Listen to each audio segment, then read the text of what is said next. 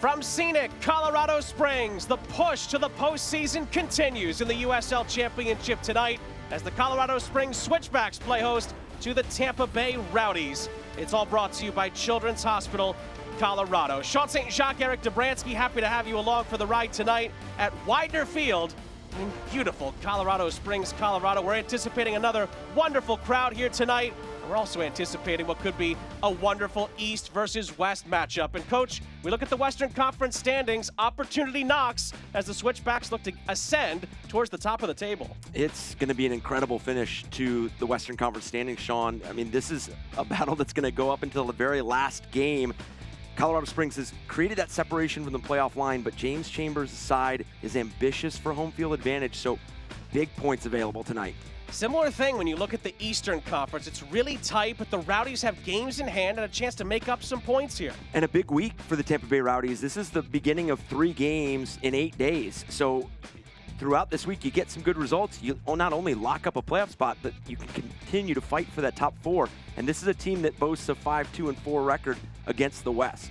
We'll see how they handle the elements and the altitude tonight, but the Switchbacks have been so good at Widener Field this year. 8 wins so far. And 26 of their overall 38 points have come here at home in those 13 home matches. And it's what you want from your team each season. Take care of results at home, gives you the opportunity to mix in solid road results. And 2 of those 3 losses for Colorado Springs Switchbacks were in that slow start to the season when they started 0-5. One of the reasons that the Switchbacks have been so good, and there's been a number of different reasons under James Chambers, things kind of turned around after the early parts of the season, but Tyreek McGee has really stepped up. He's our player to watch, presented by Modelo. It's all about the balance that he provides on both sides of the ball. Defensively, screening passes, disrupting play, first ball pressure, offensively, on the ball, it's setting tempo and his ability to play make. It really is a blockbuster matchup tonight in the USL Championship here on ESPN+. The Rowdies are really good against the West this season, but the Switchbacks have been so tough to beat at Widener Field in this campaign. 2 teams with big postseason aspirations, and we're excited to see how this one plays out. The kickoff from Widener Field is coming up next.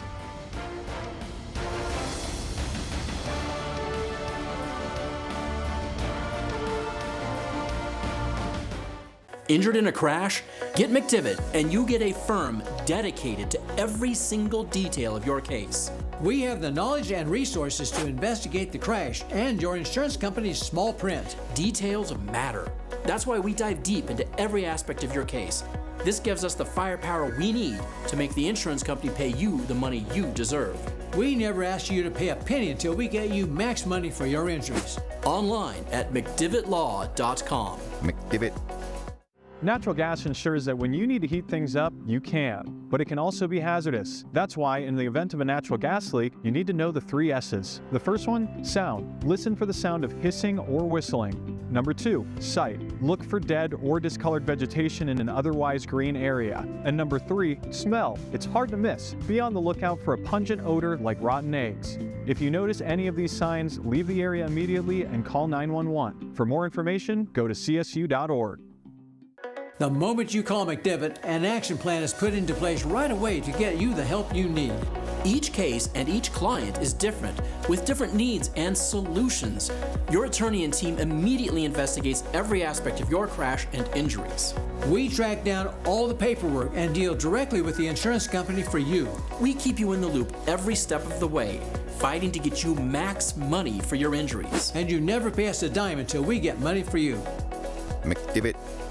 Colorado Springs Utilities serves electric, gas, water, and wastewater. If you combine all 4 services, you're paying around 11% less than anybody else on the Front Range. Water is the only one of our 4 services where you pay more. Since we have no river systems of our own, more than 70% of our water comes from Colorado's West Slope. Colorado Springs Utilities has delivered all 4 of these services safely, reliably, and at the best value to you for the last 100 years, and we will continue to do that long into the future. Another big Saturday night in the USL Championship. As you look at the player walkout, brought to you by Children's Hospital of Colorado, it is the Switchbacks of Colorado Springs getting set to take on the Tampa Bay Rowdies out of the Eastern Conference of the USL Championship. Phil Long provides us with the starting 11s for both teams. Here is the James Chambers 11, which we must say is a little bit of an educated guess. It is, but what we know is James Chambers and his side want to play on the front foot. Yep. They want to dictate tempo, and what they're going to do, Speedy Williams and Rocha, they're going to sit in front of that back line. They're going to try to set the tempo, disrupt play, and then Fjellberg, they're going to get in the attack, win those wide areas. Zach Sandy leads this team in assists, so look for him to be a quality playmaker tonight as well. On the other side of things, Robbie Nielsen's Tampa Bay Rowdies 11 looks like this. They're in search of their 13th win of the season. And Arteaga and Jennings, I mean, that pair, 27 goals of the 41 goals for the Tampa Bay Rowdies. So this is a dynamic offensive attack. And look for Hilton to lead the team in terms of he leads the team in chances created with 43. So that's an unbelievable stat. So this is going to be a midfield matchup tonight and almost a heavyweight matchup for playoff positioning for East and West.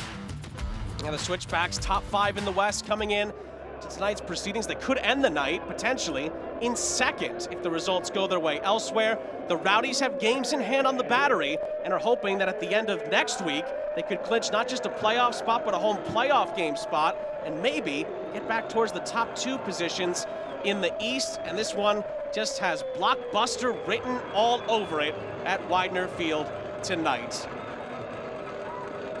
Jeremy Shear is our head official, and the Switchbacks get us started going from left to right in their home blacks with the blue trim.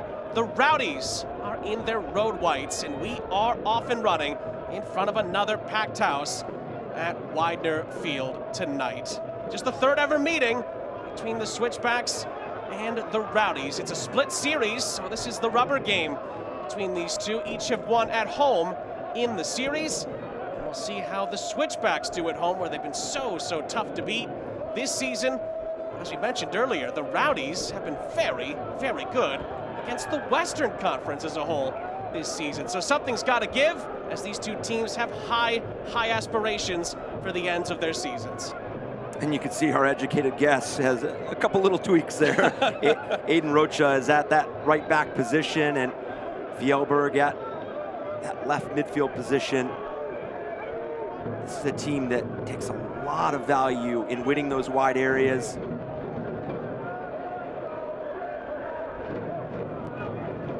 You mentioned it just a few moments ago, what 3 points would do for the Switchbacks. And I know for teams, you look at it as the task at hand, but you have to know that this Switchback side know the result from the other game. Meanwhile, Switchbacks have the attack here. Fjellberg has options, and the shot is saved by Jordan Farr. Zach Zandy, Farr saves again, and then Dylan blazes it over the top. 3 early Switchbacks chances, and Jordan Farr shows his quality between the sticks. And terrific win there by Real, and sparks and initiates this attack. The danger of Fjellberg, the deception there, because you could see him looking to play this ball across the 6-yard box. He almost catch the goalkeeper cheating to his left, but Jordan Farr makes this terrific save through traffic. Another good win here at midfield.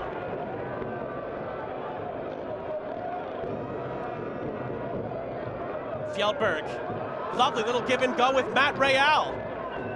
Really good start for the Switchbacks here. Cross from Fjellberg is cut out. It's a critical win there from Manuel Arteaga to try to stop the early Switchbacks momentum. Now can the Rowdies break up the other end? Not quite this time. Switchbacks recover. Enough players behind the ball. Hilton will look to switch the point of attack. And this near side, Ryan Spalding is forced to go all the way back to Blake Bodley. And going back to the results from other matches, is you understand that there are some results out there that can determine where you sit at the end of this night. And with how wide open the Western Conference has been and how good the Switchbacks have been at home. Good chance there. Danny Chrysostomo blocked on the edge of the penalty area. Good layoff by Cal Jennings. Battle continues. Pacific Neon Gabiri wins it back for the Rowdies. Neon Gabiri flashes it across the face of goal. Herrera was interested, but I don't think he got a touch, and it's a throw-in in the end for Colorado Springs. And that gives us a chance to look at the Laos Taco Shop keys to tonight's game, and well, we've already seen some good central area movement from the Switchbacks, Coach. It has, and for defensively for the Switchbacks as well, it's about restricting some of that access that the Tampa Bay Rowdies will have into their playmakers, limit where and when they get on the ball, and then for the Tampa Bay Rowdies, start fast. And I know that sounds very, in terms of simple, but this is a heavy week for the Rowdies. This first of 3 games, their midweek game is on the road at Birmingham, who are fighting for their playoff lives right now. You're playing in altitude, so you have the 3 games in 8 days. You want to make sure you start out on the front foot and you're able to set the pace. Robbie Nielsen said publicly how important the next week is in Tampa Bay's season. Here's Cal Jennings, who's had another wonderful campaign for Tampa Bay. Tries to set up an opportunity here. Good step by Matt Real. Justin Dillon, nice hold-up play, and he plays in Yosuke Hanya for the Switchbacks. Fjellberg wants it on the far side. Hanya picks him out. It's a chance here for Fjellberg. He cuts it back, and Farr thwarts him again. Another huge early stop from Jordan Farr, and Jonas Fjellberg is stopped in his tracks. Well, Jordan Farr is showcasing his quality as a shot stopper. But what pace right now to this game. Both teams going up and down. And what we expected. I mean, we talked about how big of a matchup this is. You have 2 teams that are explosive offensively, and they do it with their defensive pressure, as you've seen it here with the Switchbacks.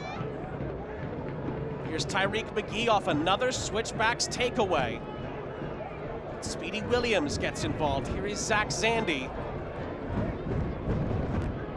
Matt Real trying to find Justin Dillon. It's comfortably headed away, but picked back up by Yosuke Hanya.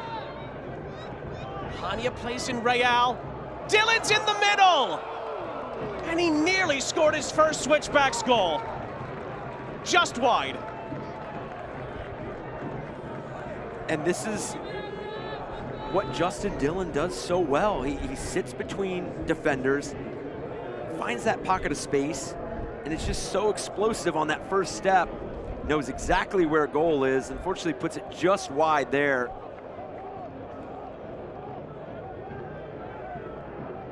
Far clears as we look at the Common Spirit Health injury report. Switchbacks were told it's a clean bill of health. Of course, still the likes of Lasso out for the Switchbacks. Nick Moon's a big loss for them as well. There's some international duty that should be mentioned as well, with Christian Ortiz away, with Nations League going on. And the big thing for the Switchbacks was that Jordan Doherty and Aaron Guillen were questionable. Guillen has made the bench. Jordan Doherty gets the start. So it could have been worse, actually, for Robbie Nielsen's side. But they do get a couple of players in there that they thought they might not have this week. Yeah, and especially, as we just talked about, a heavy week ahead. And 2 of these 3 on the road. But even with that, this start has been electric from both teams. And both these teams, although in different formations and different shapes, they value wide areas. And you can see it with Neon Gabiri early on there, driving that end line. And you've seen it here already with the right back and Aiden Rocha joining in that final third. The play by Fjellberg out wide. These teams very purposeful with how they want to get there, and those services, the quality out in those wide spaces.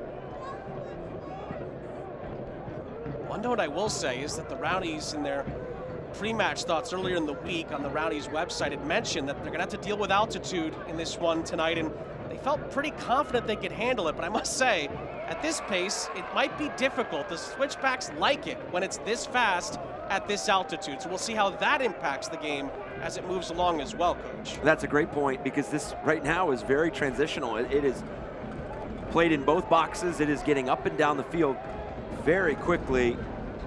And I think both these teams doing it in different ways. the Switchbacks are winning possession higher up the field, winning it at midfield, picking balls off there, 40, 50 yards away from goal. Rowdies having to go up and down. Fjellberg tried to slide it through and thread the needle for Dillon. He finds Jordan Farr, who looks like 2021 San Antonio Jordan Farr so far tonight. He's been excellent for the Rowdies so far. Former goalkeeper of the year. Led San Antonio to not only a title, but Player Shield.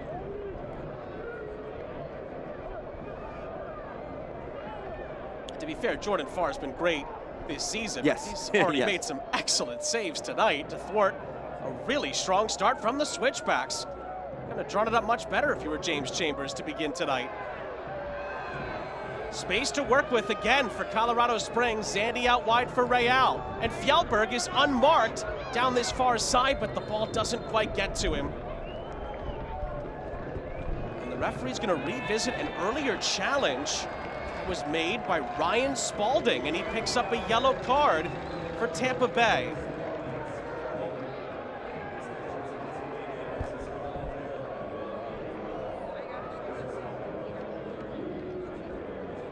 Ryan Spalding gets a yellow card. Caution sponsored by Diversis Health, Mental Health and Well-Being for All. Remember to take a moment to breathe. That is a tough early yellow to get.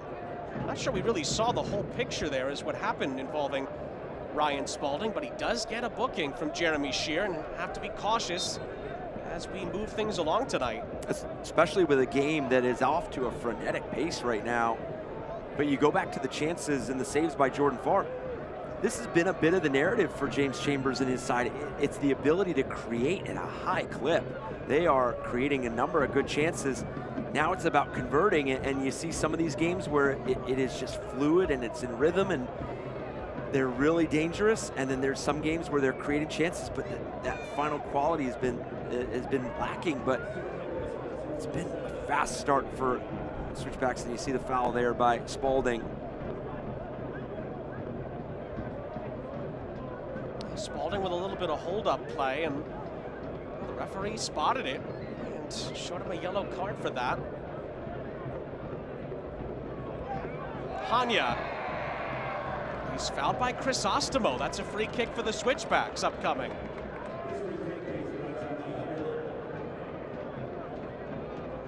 I'm sure there's one or two at least Switchbacks fans out there saying, well, how's it going to look tonight without Ronaldo Damas in the starting lineup? He's been so important. 11 goals for Colorado Springs this season. No one else on the current roster has more than 4.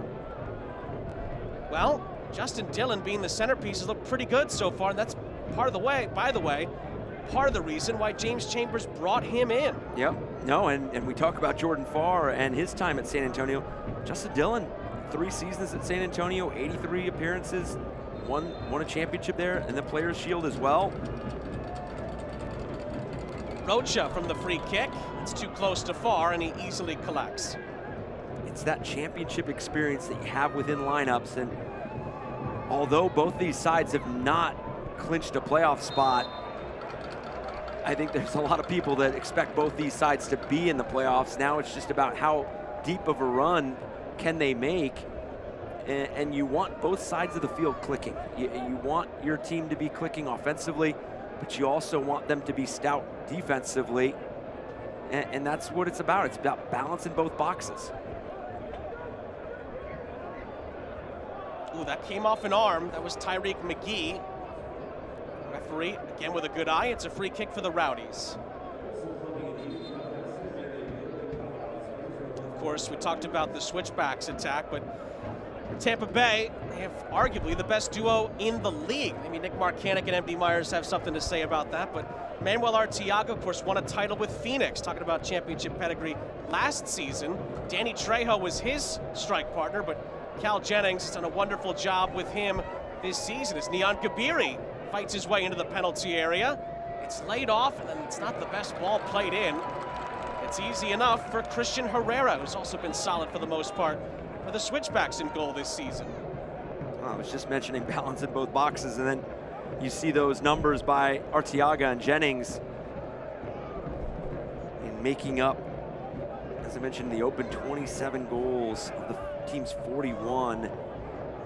It's an age-old question, which would you rather have one forward or one attacking player that has those loud numbers, or would you have two players that kind of split that load? But I think what's been terrific for the Tampa Bay Rowdies is the way they complement each other. They're just such different attacking players, and they play well off each other, the runs, the combination play, but they also ask such different questions of opponents that you think that you solved one, now you've got the other to deal with, and then you think that you flipped it, and it's a handful for teams, and you want that going into the playoffs. Briefly mentioned Charleston Battery's Nick Marcanic. He did tie the league scoring record, goals in a single season. That game's still going on, by the way. Battery won, Sac Republic won right now, going towards the dying embers, but what a season Nick Marcanic has had. It's gonna be his last USL Championship season, which is unfortunate. He's going to go play in Spain in the 2nd division, but what a year. It could be a full record season if he scores again. Wouldn't bet against him.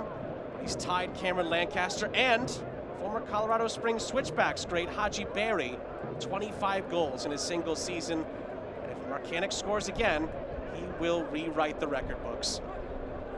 It's just unbelievable. I mean, and I remember a little past the beginning of the season, he went in what I'll call a little drought. Yeah. he had a little spell where he wasn't scoring goals, and I think everybody thought that I think he was stuck at 12 for a long time, and I think he did a good job of picking back up. And then you have for Charleston Battery, you have MD Myers at 16 goals.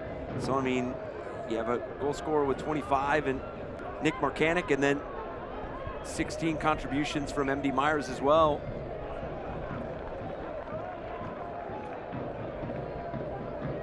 Just as we're talking about that, by the way, I think the Battery have scored again. Not Marcanic, so the record is still at a tie. I believe it was Emilio Icaza who has scored late on for the Battery. They've turned it around against Sac Republic and have a 2-1 lead late in the Low Country. That would be a huge win for the Battery to try and keep pace with Louisville in the Players' Shield race, which will be hard, and Louisville still have a couple games in hand, but if Ben Pierman's side are going to do it, that's a game they have to have tonight. Yeah, you always want those teams above you to feel you in terms of the pressure and feeling that they have results out there that they have to get. You don't want teams to kind of go into that playoffs feeling like they can either get rest or they can find some different rotations. You want them to have to play for results.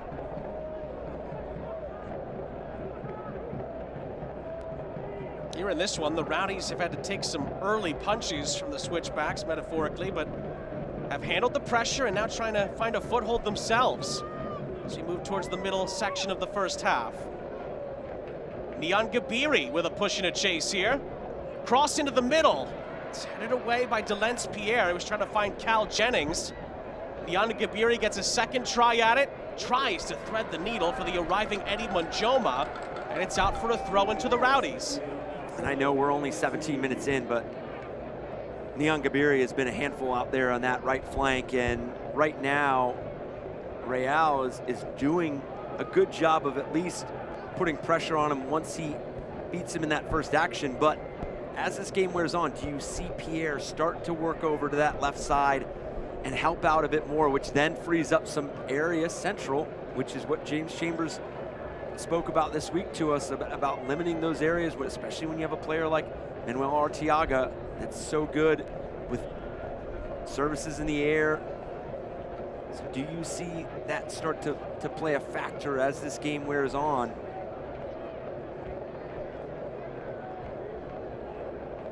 Another part about the overall picture for the Rowdies is they are coming off a bye week. That helps a little bit. Their last game was August 24th. Herrera's going to let that go out of play. It was a 2-0 win at home against in-state rivals Miami FC, who have officially been eliminated from playoff contention.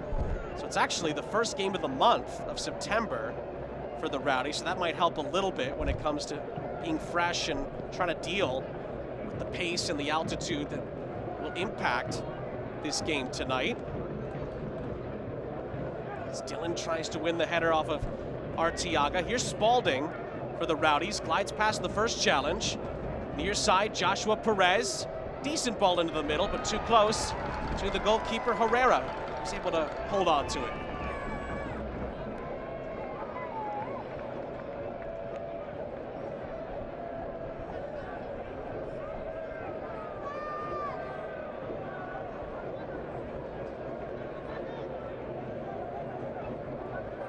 Again, we'll be keeping an eye on all the scores throughout the day. There's two finals, 0-0 between Hartford and Indy. That feels like a missed opportunity for two teams right in the thick of the Eastern Conference playoff chase. Another huge win for Bob Lilly's Pittsburgh Riverhounds. They beat Rhode Island at home by 2-0. Any points the Hounds can get could potentially help them get over the line and get back into the playoffs. And the other big standout scoreline right now is North Carolina having a 5-0 lead over the Oakland Roots, who are currently sitting in third in the West. But again, that is one of the results that needed to go Colorado Springs' way tonight if they are to jump all the way up.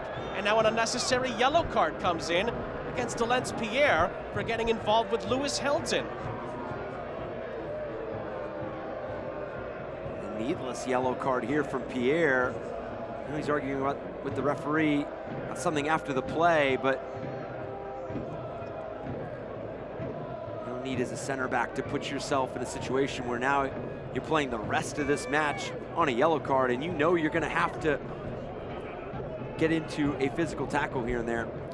Another yellow card. It's a caution sponsored by Diversis Health, Mental Health and Well-Being for All, and maybe Delence Pierre needs to remember to take a moment to breathe. It was a bit unnecessary, wasn't it? Well, and when you know you're gonna have Manuel Arteaga in your 18-yard box, quite a few moments tonight. I mean, you're gonna have to be touch tight. You're gonna have to be physical in those moments. And now you have an experienced player like Arteaga. You're gonna go right at a center back that's on a yellow. The two players that are on a booking are in positions where you really don't want to have a booking, right? Yeah, because Spalding's gonna have to deal with a lot of these 1v1 duels. And now he's going to have to be very careful, especially with the overloads that Colorado Springs Switchbacks present when they attack.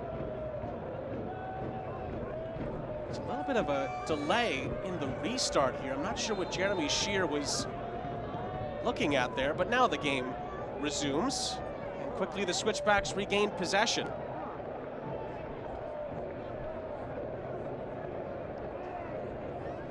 Here is Delence Pierre, who scored that epic equalizer late on against Pittsburgh a few weeks back at Highmark to get a 2-2 draw when it looked like the Switchbacks were down and out.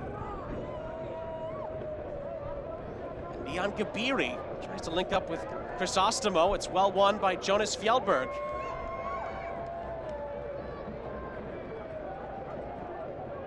You mentioned that North Carolina-Oakland score just a moment ago. What an opportunity for the Colorado Springs Switchbacks to pick up 3 points tonight. If they can get the result. And then for Oakland Roots, my goodness, they're either flying or falling. That's a good way of putting it, because they're either recording some big results in terms of picking up 3 points. I mean, we went through it a little bit off air in terms of some of the results they've had this year. But when they've dropped points, I mean, they've had some loud losses, and this one being one of the louder ones because North Carolina in below the playoff line in the East, to concede 5 goals on the night.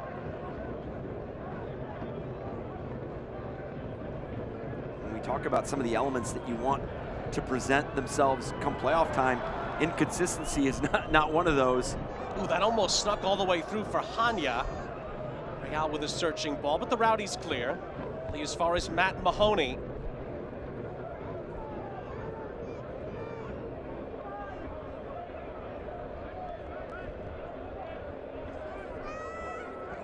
Still keeping an eye on that Battery Sac Republic game as Mahoney lofts that in. Far catches ahead of the arriving Zach Zandy. Colorado Springs, who's had 2 goals and 4 assists. Just like you said earlier, Coach, that leads the Switchbacks in that category this season. he seems to be getting closer and closer to back to his best. Yep. He was part of those great Brendan Burke teams a few years back that picked up that injury, just so slowed him down in so many ways. But we've seen vintage Zach Zandy a lot more this season. That's been a huge boost for the Switchbacks and their fans. It has been, and obviously tremendous for Zach Zandy. You know, you never want to see injuries like that derail the momentum of a career, and really happy to see what he's continued to do this season. Cal Jennings, don't want to give him too much space. Tries to carve out an opportunity, and he does win a corner for the Rowdies on the far side.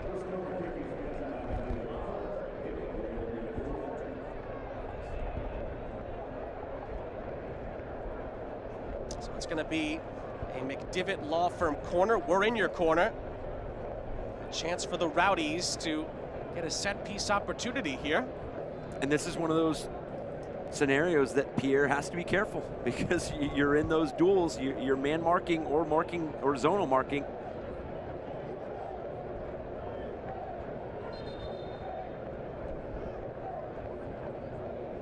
Jeremy Shear just making sure everything stays civil inside the penalty area.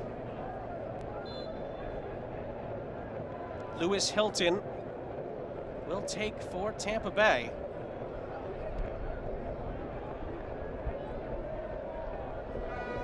Hilton's ball in. Switchbacks defended well. Pierre heads it out of trouble. Joma, another former Phoenix champion from last season, recycles the possession here. Hilton again. It's blocked out for a throw-in after a good intervention from Zach Zandy.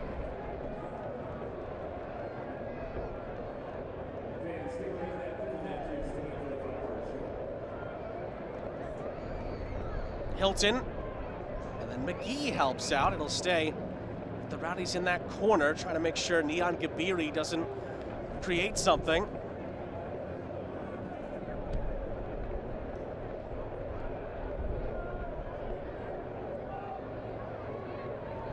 Coming together there, Real and Jennings.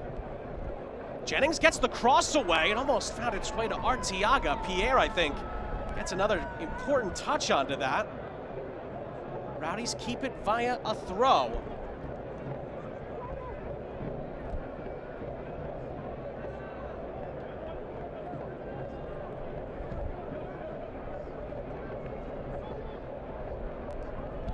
Spalding, 2 on him, and he will win a corner on the near side. Another opportunity for the Rowdies here. Let's see.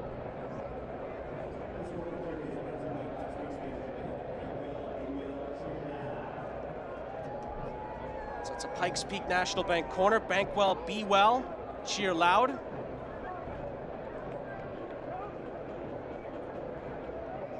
Could have a short option here. Perez has come back to give Lewis Hilton a couple of choices on this set piece. Hilton bends the ball in. Again, it's headed away to the outskirts. A volley attempt from Blake Bodley, but he's only going to make a few fans in the seats. And this has been a good spell from the Tampa Bay Rowdies. Wide play, earning two corner kicks. See if Colorado Springs can grow back into this match. They've been successful building through the thirds and getting good numbers higher up the field, just missing that final ball. Tried to clip a ball in behind a couple times, just lacking that space, and a goalkeeper like Jordan Farr. Fjellberg found by McGee. Fjellberg essentially too many numbers back for the Rowdies. Dylan has it cut out. Real picks it back up. Fjellberg. Fjellberg's ball in, again looking for Dylan. It's Hanya, and it's in off a deflection.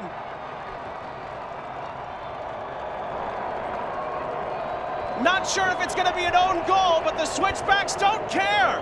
Hanya finds the back of the net, and the Switchbacks jump out in front.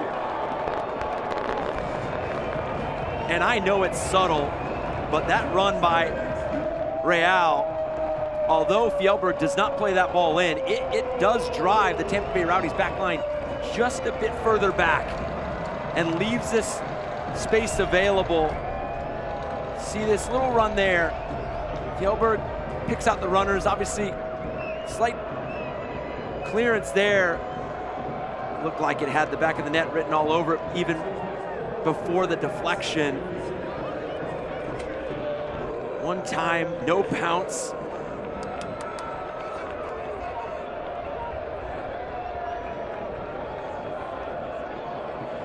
Massive celebrations here at Widener Field. If it is Hanya's goal, it's his 4th of the season.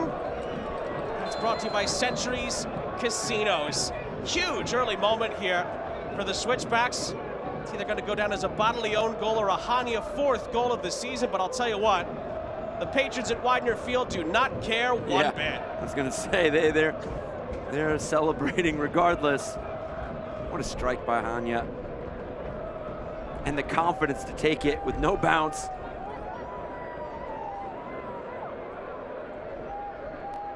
Looks like for now, it's going to go down as a Hanya goal, and he scores another wonderful strike at Widener Field this season. Had a lovely goal earlier in the campaign against Orange County. It was one of the better goals we've seen this season.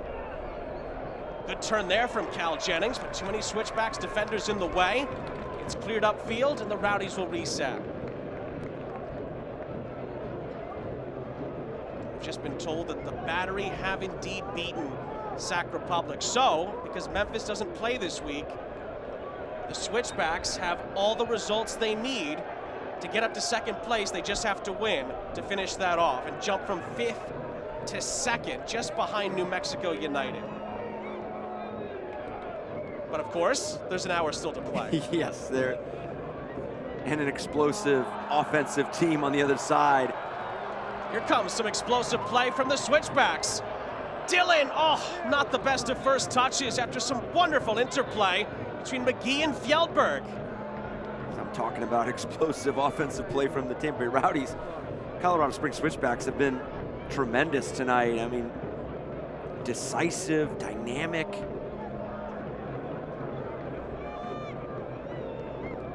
The really impressive start from the Switchbacks continues here. Time and space for Mahoney, for Rocha on the near side, just in front of Robbie Nielsen.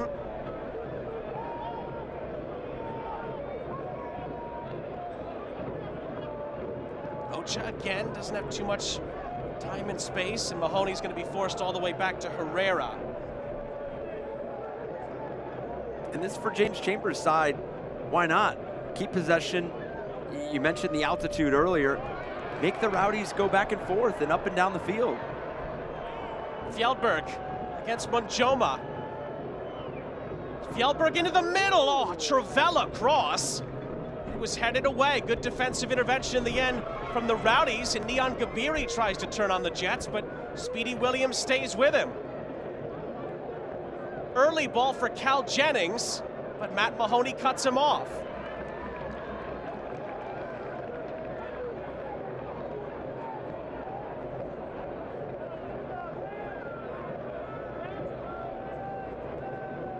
Rocha, we had eyes downfield, but thought better of it. It's a reshuffling of the cards for Mahoney to reset.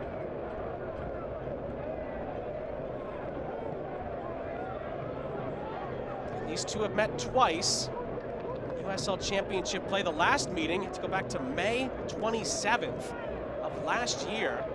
That was in St. Petersburg, a 2-1 Rowdies win, as Zach Zandy got tangled up there a bit with Perez. Looks like the referee's going back to a foul even before that one on Perez. This one towards that sideline.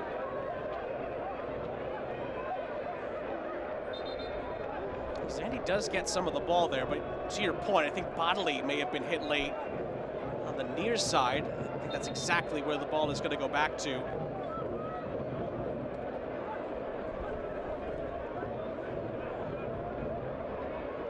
That's where the Rowdies will reset. These two have met here before at Widener Field, once before. August 20th, 2022. It was a Switchbacks win by a 0-0. Ooh, there's some pressure here. The Rowdies don't quite deal with it, and Yosuke Hanya almost loops his way in. But the Rowdies recover in time, and it's a lovely ball played up ahead for Cal Jennings. Jennings is in, and Jennings hits the side netting. The Rowdies turn something very much out of nothing there, but Cal Jennings misses the opportunity.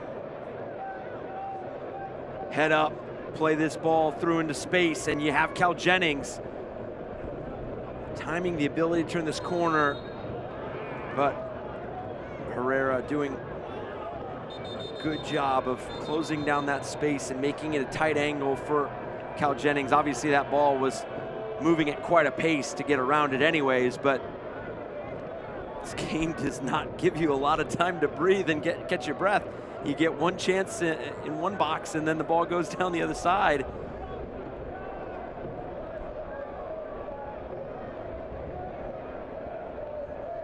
Ooh, that took a deflection off of Neon Gabiri, but it's gonna be a McDivitt Law Firm corner. We're in your corner.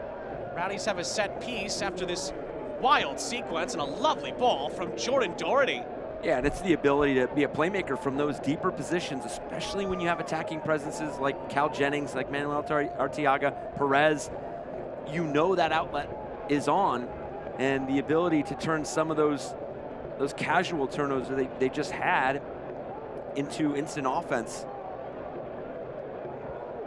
Lewis Hilton, who's captaining the side for the Rowdies tonight, will take another corner here. Just over 10 minutes left in what's been a thriller of a half.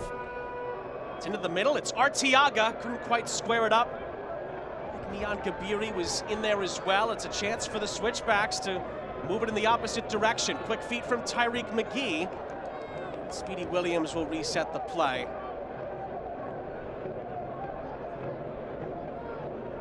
And that's back to that compliment. The way that Jennings and Arteaga complement each other and how different they are on the ball, off the ball, the challenges they present to opponents.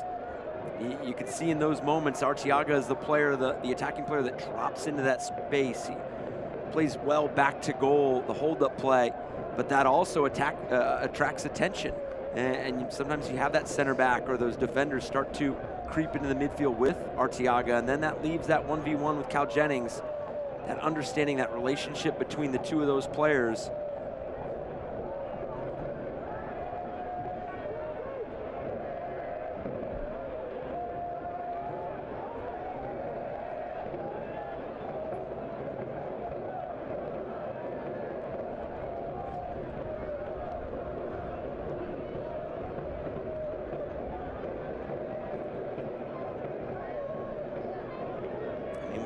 Keep touching on the opportunity that the Colorado Springs Switchbacks have if they pick up all 3 points tonight with two of the results that have gone in their favor.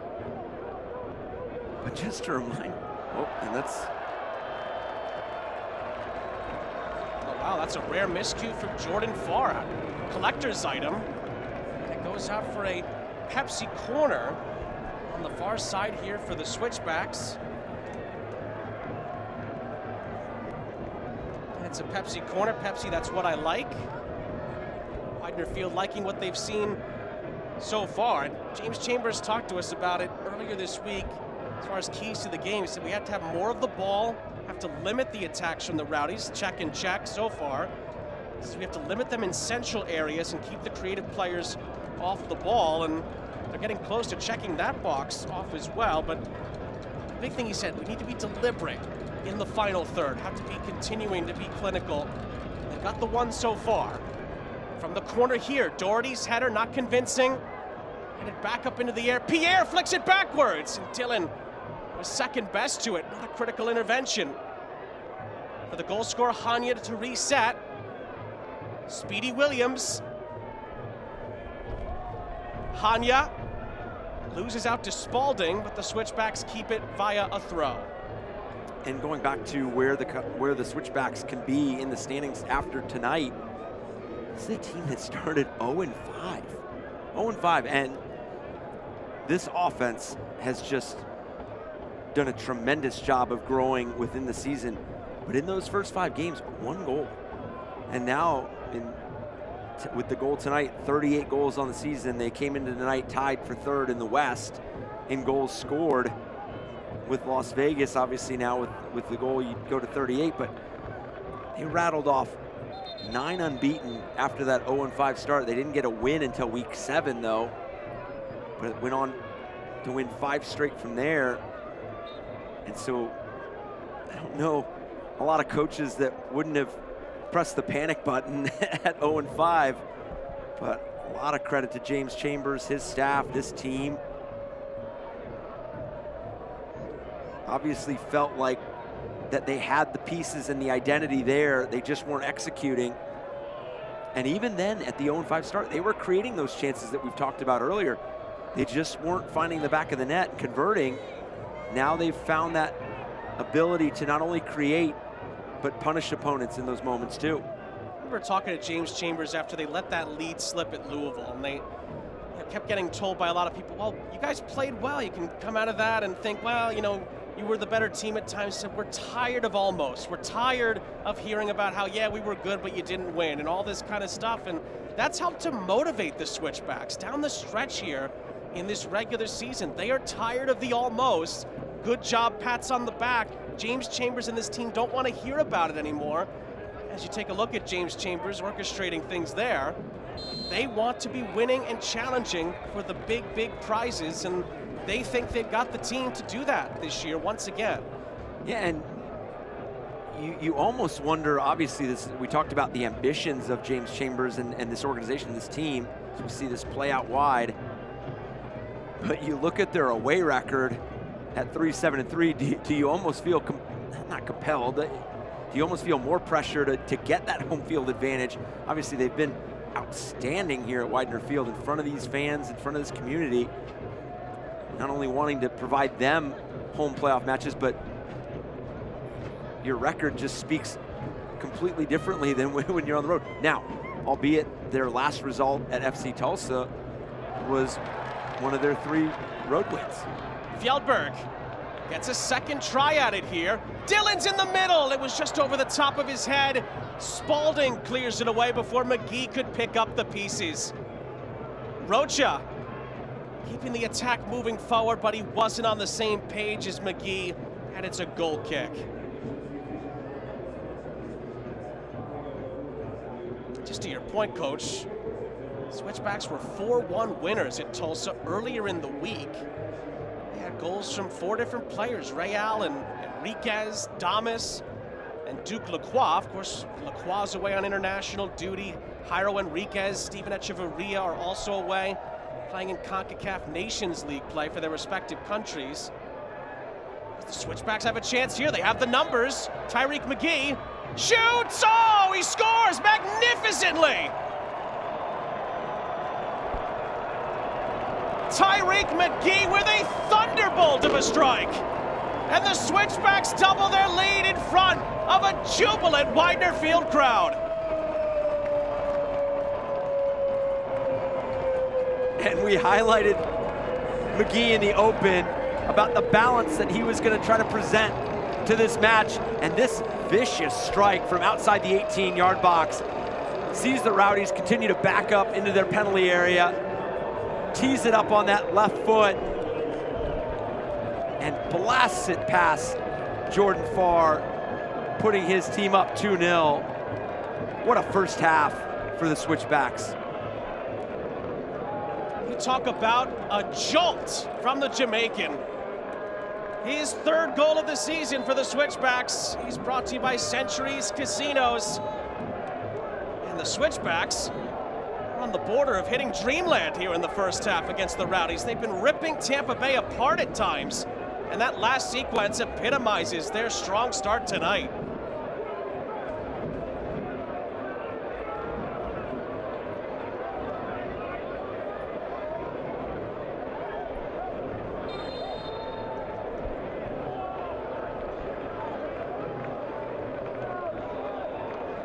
And we've seen it throughout this first half, the ability for the Switchbacks to dispossess the Rowdies higher up the field when they're in their expansive shape.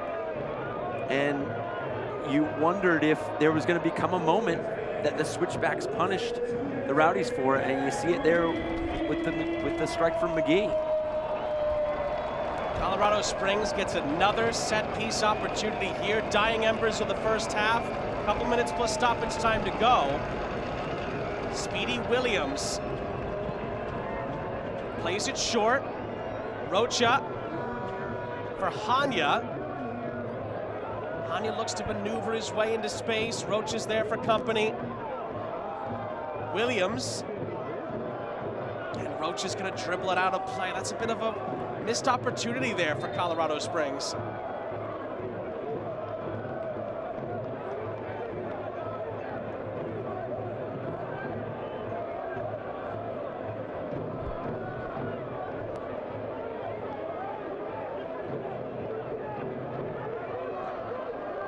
Bonnelly can't find anyone to throw it to. He finds Arteaga. Arteaga up ahead, and it's really well defended. To cut it out from Jennings, and a header back to Farr to reset. Dillon was certainly interested in that. And the Rowdies just haven't quite found their footing in these last 10 to 15 minutes. They had a few moments in and around this first half, but so far it's been a wonderful display from the Colorado Springs Switchbacks. And other than that spell, about midway through this first 45, as you mentioned, the Rowdies have just been off rhythm, off tempo. They have not looked fluid in terms of in possession. They earned a couple corners in that spell of possession midway.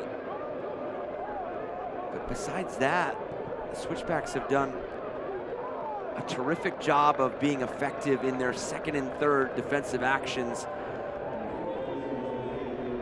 Herrera picks the ball up as we jump into 3 minutes of stoppage time, brought to you by the Tick-Tock Shop.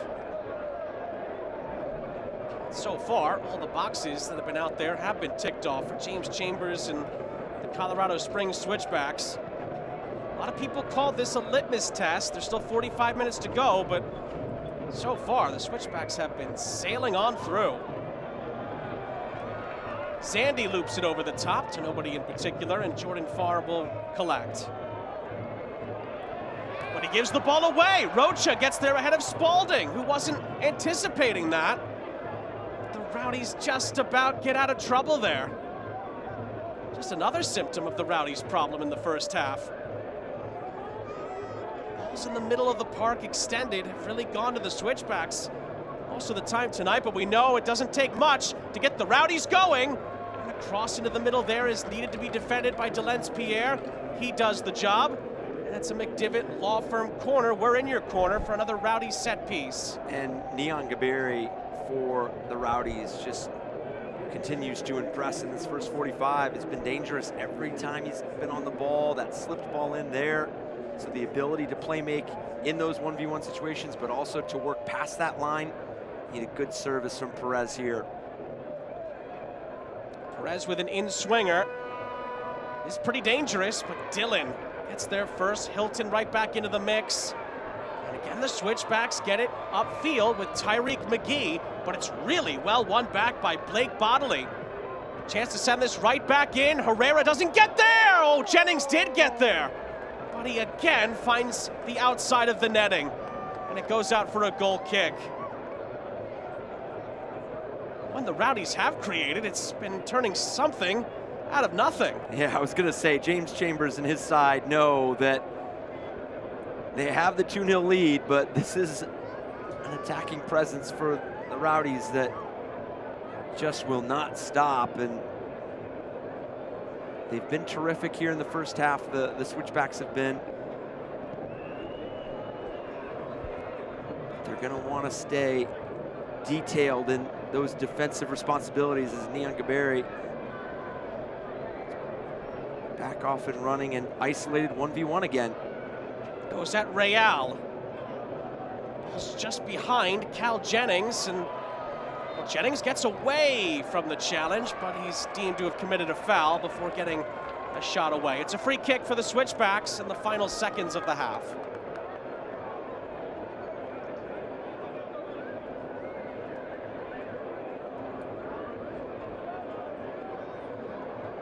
I think for the Rowdies, it's how do you parlay Neon Gaberi's offensive attack right now and use that to open up spaces for Cal Jennings, Manuel Arteaga, because you could see how focused the Switchbacks are centrally. And for James Chambers' side, it was a complete performance there in this first 45. They absorbed pressure when they needed to, but they attacked and scored goals in those moments that were really influential. Goals from Yosuke Hanya and Tyreek McGee with a thunderbolt of a strike. Switchbacks currently level on points with second place Sac Republic in the Western Conference standings. We'll see how that finishes up at the end of the night. Magnificent start for the Switchbacks. Rowdies are trying to hang in, but haven't had much to hold on to in the first 45 in what's turned out to be a wonderful game, at least from the neutrals' point of view so far. And yes, of course, it's going to be a little bit testy in the push to the postseason. 2-0 Colorado Springs at the half. We'll have plenty to come around the league when halftime rolls around. After the break. Injured in a crash? Get McDivitt and you get a firm dedicated to every single detail of your case. We have the knowledge and resources to investigate the crash and your insurance company's small print. Details matter. That's why we dive deep into every aspect of your case. This gives us the firepower we need to make the insurance company pay you the money you deserve. We never ask you to pay a penny until we get you max money for your injuries. Online at McDivittLaw.com. McDivitt. Natural gas ensures that when you need to heat things up, you can, but it can also be hazardous. That's why in the event of a natural gas leak, you need to know the 3 S's. The first one, sound. Listen for the sound of hissing or whistling. Number 2, sight. Look for dead or discolored vegetation in an otherwise green area. And number 3, smell. It's hard to miss. Be on the lookout for a pungent odor like rotten eggs. If you notice any of these signs, leave the area immediately and call 911. For more information, go to csu.org. The moment you call McDivitt, an action plan is put into place right away to get you the help you need. Each case and each client is different, with different needs and solutions. Your attorney and team immediately investigates every aspect of your crash and injuries. We track down all the paperwork and deal directly with the insurance company for you. We keep you in the loop every step of the way, fighting to get you max money for your injuries. And you never pay us a dime until we get money for you. McDivitt. Colorado Springs Utilities serves electric, gas, water, and wastewater. If you combine all 4 services, you're paying around 11% less than anybody else on the Front Range. Water is the only one of our 4 services where you pay more. Since we have no river systems of our own, more than 70% of our water comes from Colorado's West Slope. Colorado Springs Utilities has delivered all 4 of these services safely, reliably, and at the best value to you for the last 100 years, and we will continue to do that long into the future. Halftime here at Widener Field as the youngsters are getting in on the fun. The Switchbacks are on top of the Tampa Bay Rowdies by 2-0. Hanya and McGee on the score sheet with a big second half still to come. Tonight's honorary healthcare professional of the match is Maria DePina. She is the supply chain specialist at St. Francis Interquest. Thank you for everything you've done to help our community. The healthcare professional of the match is sponsored by Olson Plumbing and Heating. I'm sure Maria and company are enjoying the first half so far here at Widener Field. The Switchbacks have been dominant, and we'll take a break, and we'll have more coming up around the league coming up next. Hey Switchbacks fans, Garrett DeLong here. I'm your season ticket member, development specialist. 2025 early bird season tickets are live now. If you want to get the best deals and the best seats, give us a call, 719-368-8480. Don't want you to miss out on these clucking great deals. Go Switchbacks. Is it somebody's birthday? Dad, come watch us hit this ugly piñata. Dad! When Hornets show up, so do we. Terminix it. This is the beginning. This is a first practice, a first video session, a first pregame talk. This is a first ticket, a first scarf raise, a first kickoff. This is a tapestry of clubs and players and communities inspired by those who blazed the trail for women's sports, ready to inspire the next generation. Ready for the We are the USL Super League. We're part of a movement, and this is our moment. Pain doesn't care who you are or why you hurt, but pain can be mastered if you know the way. Fight back with Tiger Balm's legendary herbal power. Trusted for over 100 years, our proven blend of camphor, menthol, and essential oils tames pain with the strength and speed of the tiger, so that you can rise above pain and get back to living. This is the way of the tiger.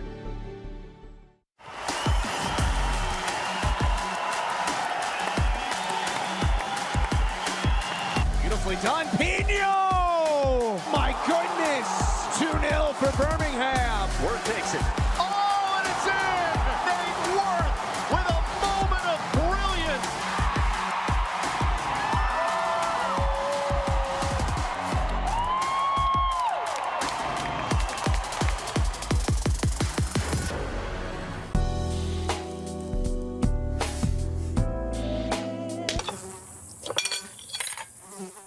When mosquitoes show up, so do we. Terminix it. Injured in a crash?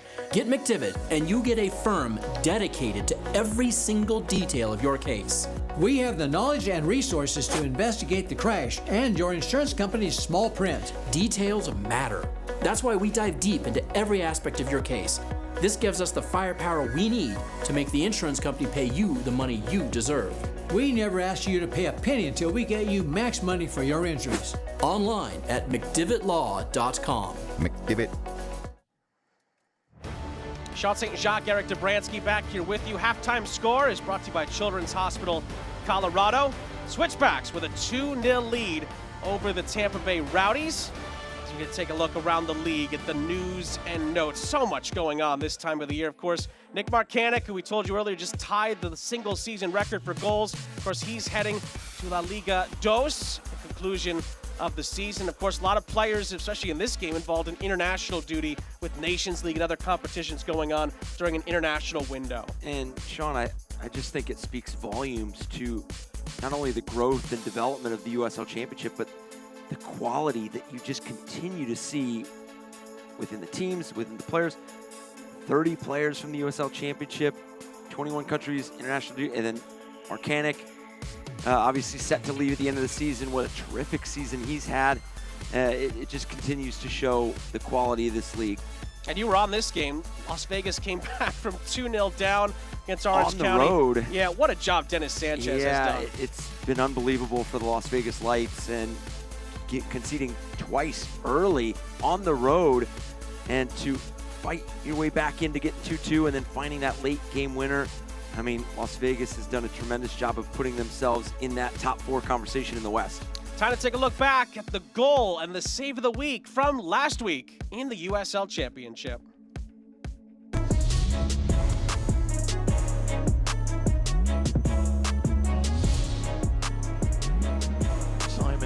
Second half against Sporting Kansas City as well. Ball headed down and in, and Pittsburgh is in front.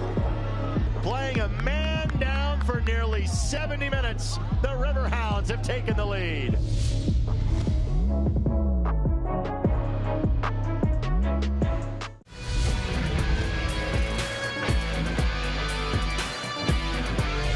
That must be the case, because that's headed on, and what a save by Gongora there. Tremendous. With the outstretched arms, knocks away the header from Jackson Conway. That's got to feel good.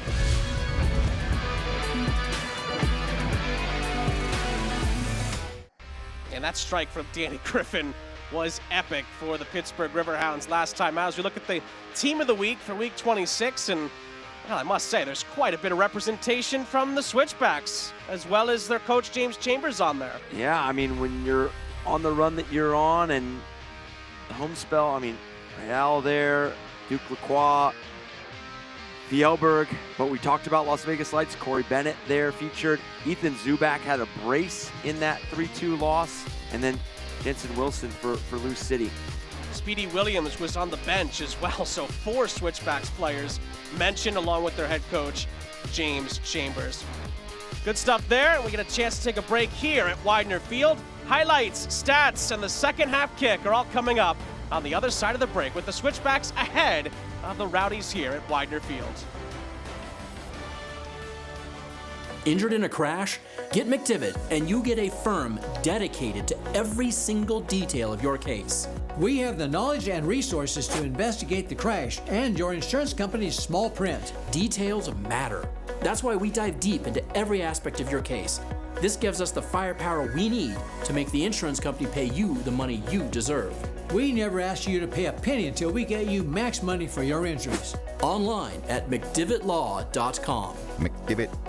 Natural gas ensures that when you need to heat things up, you can, but it can also be hazardous. That's why, in the event of a natural gas leak, you need to know the 3 S's. The first one, sound. Listen for the sound of hissing or whistling. Number 2, sight. Look for dead or discolored vegetation in an otherwise green area. And number 3, smell. It's hard to miss. Be on the lookout for a pungent odor like rotten eggs. If you notice any of these signs, leave the area immediately and call 911. For more information, go to csu.org. The moment you call McDivitt, an action plan is put into place right away to get you the help you need. Each case and each client is different, with different needs and solutions. Your attorney and team immediately investigates every aspect of your crash and injuries. We track down all the paperwork and deal directly with the insurance company for you. We keep you in the loop every step of the way, fighting to get you max money for your injuries. And you never pay us a dime until we get money for you. McDivitt. Colorado Springs Utilities serves electric, gas, water, and wastewater. If you combine all 4 services, you're paying around 11% less than anybody else on the Front Range. Water is the only one of our 4 services where you pay more. Since we have no river systems of our own, more than 70% of our water comes from Colorado's West Slope. Colorado Springs Utilities has delivered all 4 of these services safely, reliably, and at the best value to you for the last 100 years, and we will continue to do that long into the future. Back here at the half at Widener Field, Sean St. Jacques, Eric Dobransky here with you. The Switchbacks at home lead by 2-0 over the Tampa Bay Rowdies.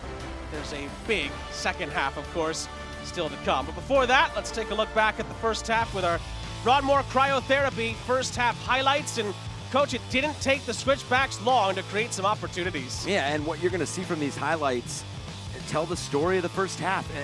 It's interactions and exchanges early on that began to set the table for later opportunities. You see some of this wide play by Fjellberg, the opportunity by Zandy, and then it just continued. The ability for the Switchbacks to win the ball higher up the field. Hanya, this terrific ball out wide.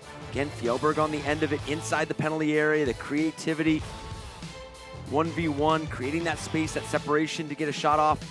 And then this subtle exchange with Real, and then Fjellberg decides to whip this ball in right-footed, and Anya doesn't even let this ball bounce, takes it one time, takes the slightest of deflections, puts this team up 1-0, but it was the combination of beginning play centrally, finding that wide area, getting good numbers in and around the box, and executing at a high level, and then this ball, McGee, the drive, sees all the Rowdies backing into their own penalty area.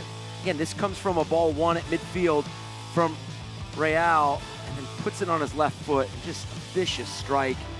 Power behind it, beats Jordan Farr. And then they carry a 2-0 lead into halftime. Broadmoor Cryotherapy halftime match stats, and I think the first number that jumps out here, 0 shots on target for the Tampa Bay Rowdies. Yeah, and a stat that doesn't come up on this, but we see it on our end, is final third entries at 37 from the Colorado Springs Switchbacks to 16 for the Tampa Bay Rowdies. So that speaks to your point with the 0 shots on target.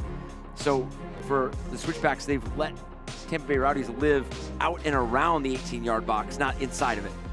Of course, on top of that, James Chambers will be excited about not just the fireworks, but the fact that the Switchbacks have been clinical so far. They created some big chances.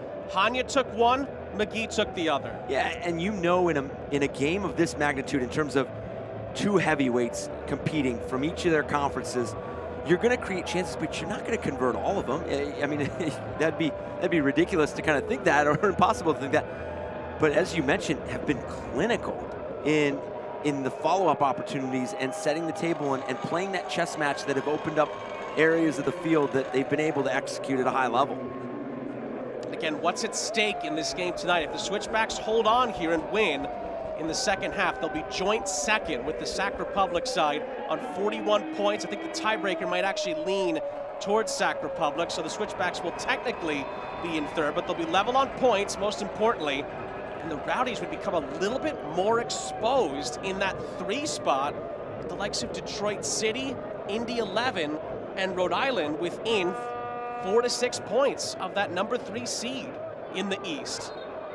Yeah, and what you can guarantee that both of these locker rooms we're talking about, and with as frenetic as this game has been and electric as it's been from box to box, is that this next goal is going to change and become to maybe define the result itself. Here comes Tyreek McGee again through the middle of the park. He lays it off. It's a chance for Speedy Williams. He's going to let one fly. Goes through the traffic, and Jordan Farr collects. He's been pretty busy so far in this match for the Rowdies. Told no subs for either side at the half, and one note that we should mention is that Robbie Nielsen, as the players were walking off the pitch, received a straight red card from Jeremy Shear. So the Rowdies head coach will not be on the sideline for the rest of the night, and I believe will miss the Birmingham game next time out as well. So that is a big story for the Rowdies before a second half ball was kicked off.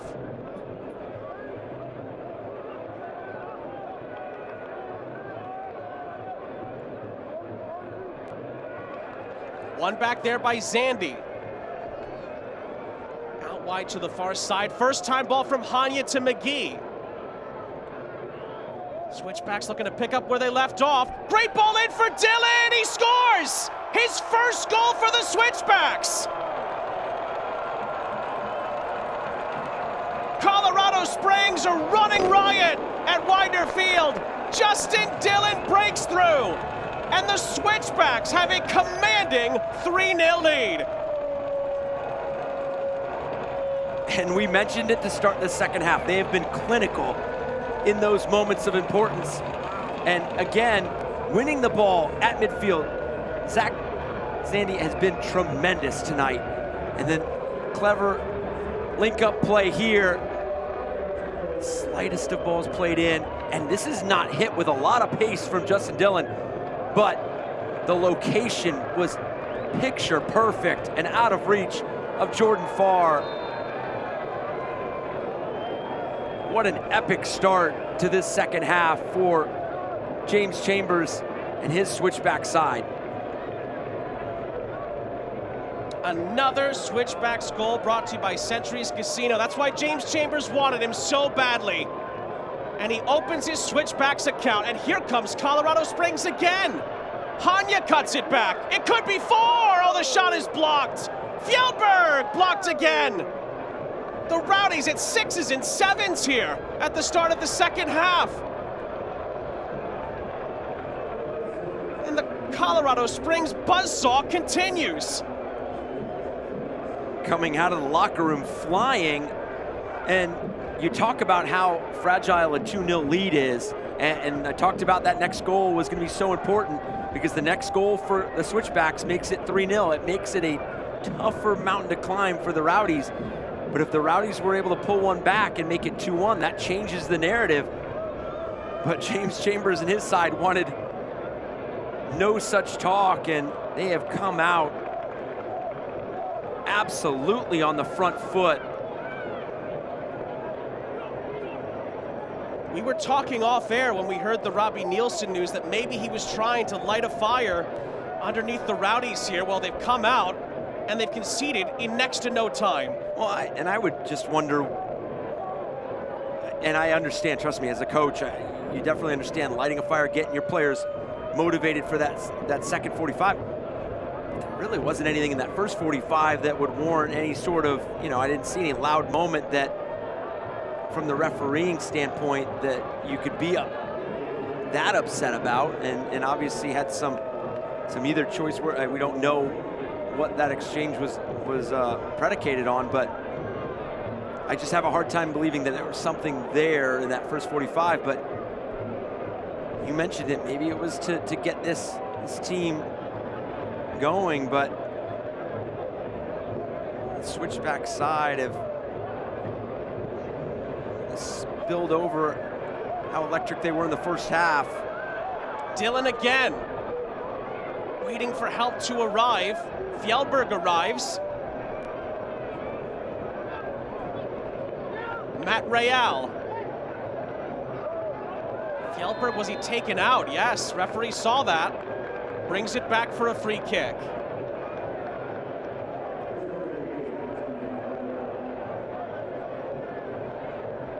There's been times where James Chambers has said that he's wanted more clinical play, sometimes more consistency. He's kind of been searching for a complete performance as well. Still 40 minutes to go here, but this might be the best passage of play we've seen so far from the Switchbacks to this point in the game this season. And we spoke about it, no Ronaldo Damas on the field right now. That's 11 goals. Yeah. Yeah, so far it's been no Ronaldo, no problem. Yeah. Colorado Springs. And we talked about having to move Aiden Rocha to right back. I mean, this has been... Fjellberg! Almost made it even better. And where would the Rowdies be without some of these Jordan Farr saves? It's another Switchbacks corner. This has been a masterclass from James Chambers and his side. Some of the adjustments, some of the moves they've made. They've tested the Rowdies throughout the night. It leads to a McDivitt Law Firm corner. We're in your corner. As the Switchbacks are really trying to put the Rowdies to the sword now.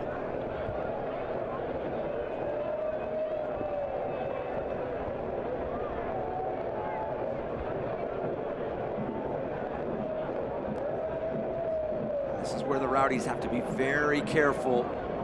7 minutes here into the second half. You've already conceded that third goal. From the corner, it was towards Dylan. Arteaga gets his head onto it. Fjellberg recycles for Rocha.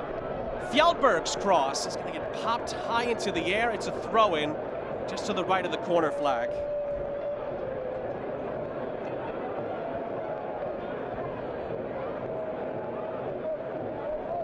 By the way, the last time the Rowdies conceded 3 or more in a game, that crazy Open Cup tie against Birmingham Legion at home when they blew a 4-0 lead.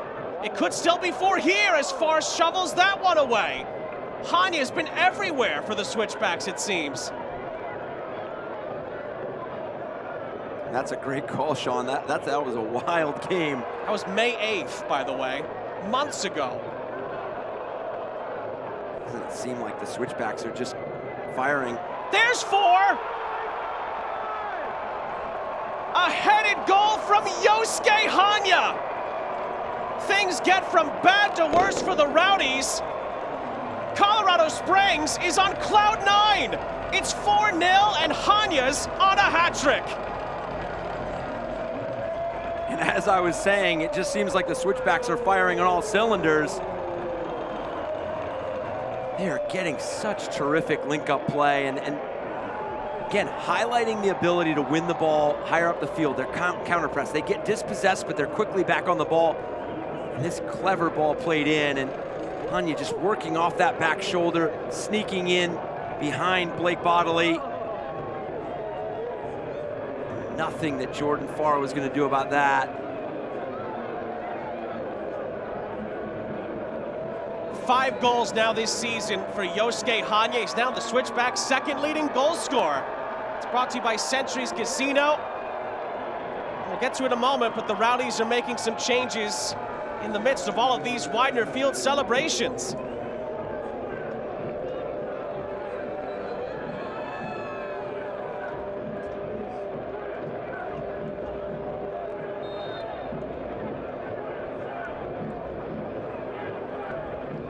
The 3 changes, Damian Rivera, the new loanee, Ben Bender, and Freddie Kleeman are all in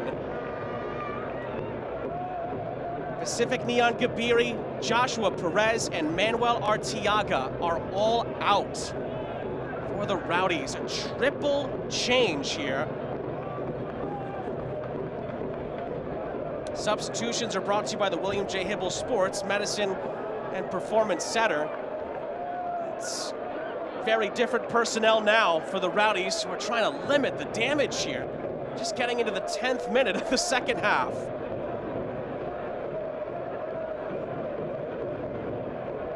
You almost have to be a bit shell-shocked, because you come in and 2-0 is not insurmountable.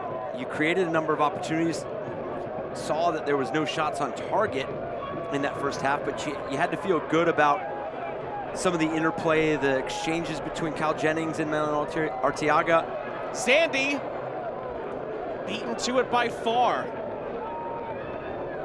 Now to concede 2 goals so early in the second half, and again dispossessed early on in possession.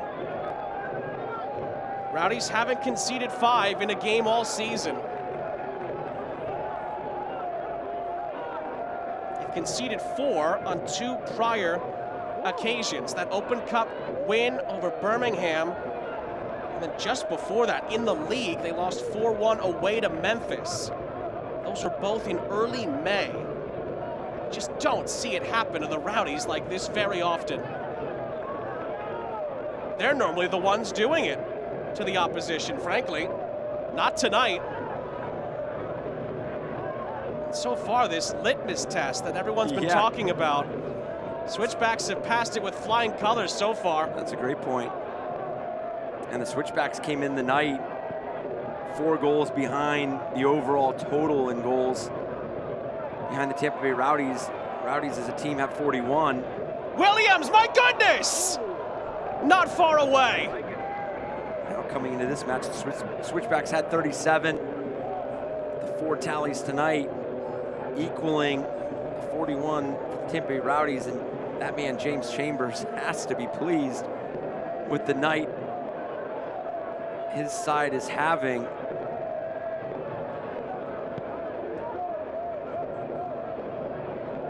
Speedy Williams hasn't scored yet this season. He's tried 2 outrageous attempts, and he's come pretty close.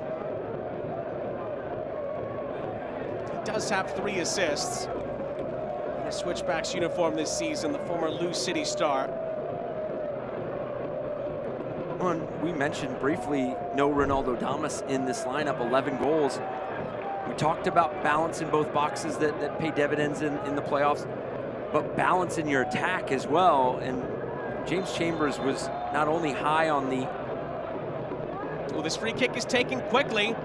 Cal Jennings across, good save by Herrera. He thwarts Ben Bender on his Rowdies debut. Not cleared yet. Spalding has the angle, and the shot goes over the top. Good introduction from the loanee from Charlotte FC. He's played a lot in the MLS, coming off an injury last season, Ben Bender. He provides the Rowdies with a little bit of a spark as we approach the hour mark. Yeah, and when you have those substitutions, you want them to come in and provide that fire, that spark, as you mentioned. But when we talk to, going back to that balanced attack, James Chambers was high on the performance at FC Tulsa, but he was also really pleased that 4 goals, 4 different goal scorers, and the variety in which those goals were scored, I would say almost the same for tonight, other than Hanyas having the 2. Goal by McGee, goal by Justin Dillon. Another chance here for the Rowdies. It's a cross in the end. Goes out of play from Eddie Munjoma, who actually could have had a chance to shoot there for the Rowdies. And you can see Cal Jennings just having a brief conversation with Munjoma. Put himself in a great position. Just chose the wrong ball to play.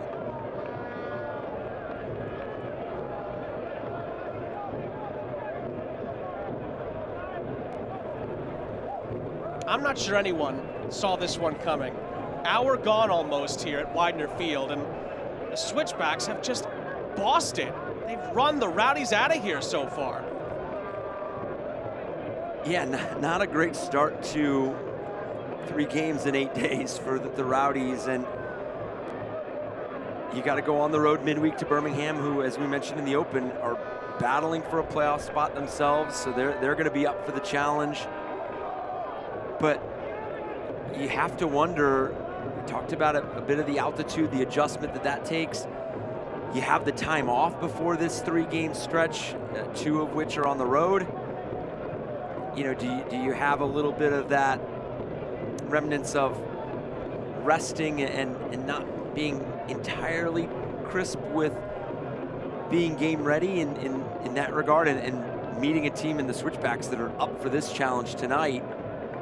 So it could be a combination of all of that. But obviously a ton of credit to the Switchbacks. They have been fabulous tonight.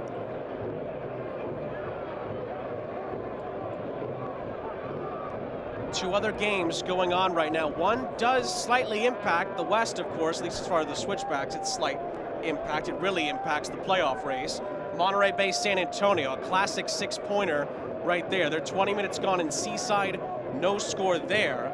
El Paso hanging on by a thread, but mathematically still alive. They're at home against Detroit City, who could really use 3 points as well, as far as the Rowdies part in the Eastern Conference is concerned. That's worth keeping an eye on, because a Detroit win really closes the gap when it comes to that third versus fourth seed for Tampa Bay, especially if the Rowdies can't pull off something miraculous here in the next half an hour. Yeah, and you look at the next 5 matches for the Rowdies. I keep mentioning at Birmingham midweek, hosting Pittsburgh Riverhounds, who, again, they're in a battle for playoff position or a playoff spot in general in the East. Then you're at the Charleston Battery. Back home to Hartford, and then on the road to Rhode Island. Those all sound like they matter to me. And now we see, looks like Juan Tejada and Ronaldo Damas are getting ready to make their introductions as well. I think the last person you want to see 4-0 down at Widener Field is Ronaldo Damas coming on the field. That is what is staring the Rowdies in the face right now. Time and space here for Speedy Williams. Here comes Tyreek McGee, also in space. McGee lays this off. Williams blocked. McGee picks it right back up. Fjellberg joins in. And it goes all the way back for a reset to Real.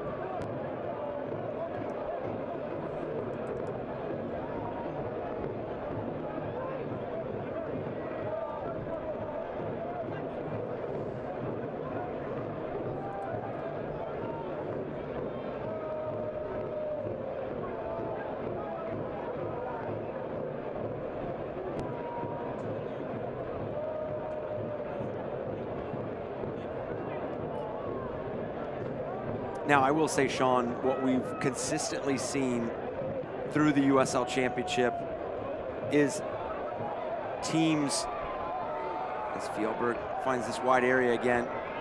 Fjellberg's hunting for another one here, and it wasn't far away from Dillon. It's going to be a goal kick, and looks like the Switchbacks might be getting a couple of changes ready here. It is going to be Ronaldo Damas who is going to come on, and that's going to be the end of the night for Justin Dillon, who scores his first goal in a Colorado Springs uniform. Juan Tejada is also going to come on, and that's going to be the end of the night for Jonas Fjellberg as well, as Justin Dillon gets a warm applause from the Widener Field crowd after he scores his first goal, and it's a standing O for Jonas Fjellberg after a strong performance from him. They're both William J. Hibble Sports Medicine and Performance Center changes. Terrific performances by both players. I mean, Fjellberg, although he's not on the score sheet in terms of a goal, that first assist, that served in ball, but the activity out in that left side, the questions that he asked of this back line for the Tampa Bay Rowdies. Oh, dangerous ball from Herrera. Rowdies win the ball right back. It's Jennings across. Oh, the flag's up. The flag is up. It's offside. It did end up rolling in, but But the Switchbacks are bailed out by the offside flag. And for Justin Dillon, gets the opening goal for this second half, but put himself, as we see some of the close call here by the Switchbacks, and Cal Jennings offsides there. So, but Justin Dillon also putting himself in quality positions, finding dangerous pockets of space, and set the table for that second half opener.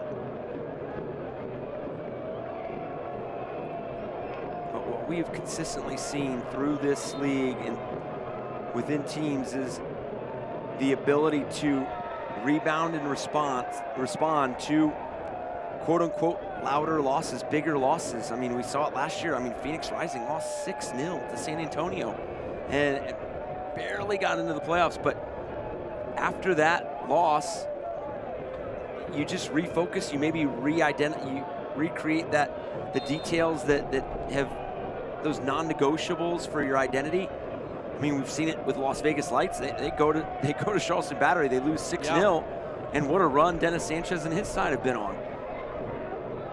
I mean, we've seen it throughout this league.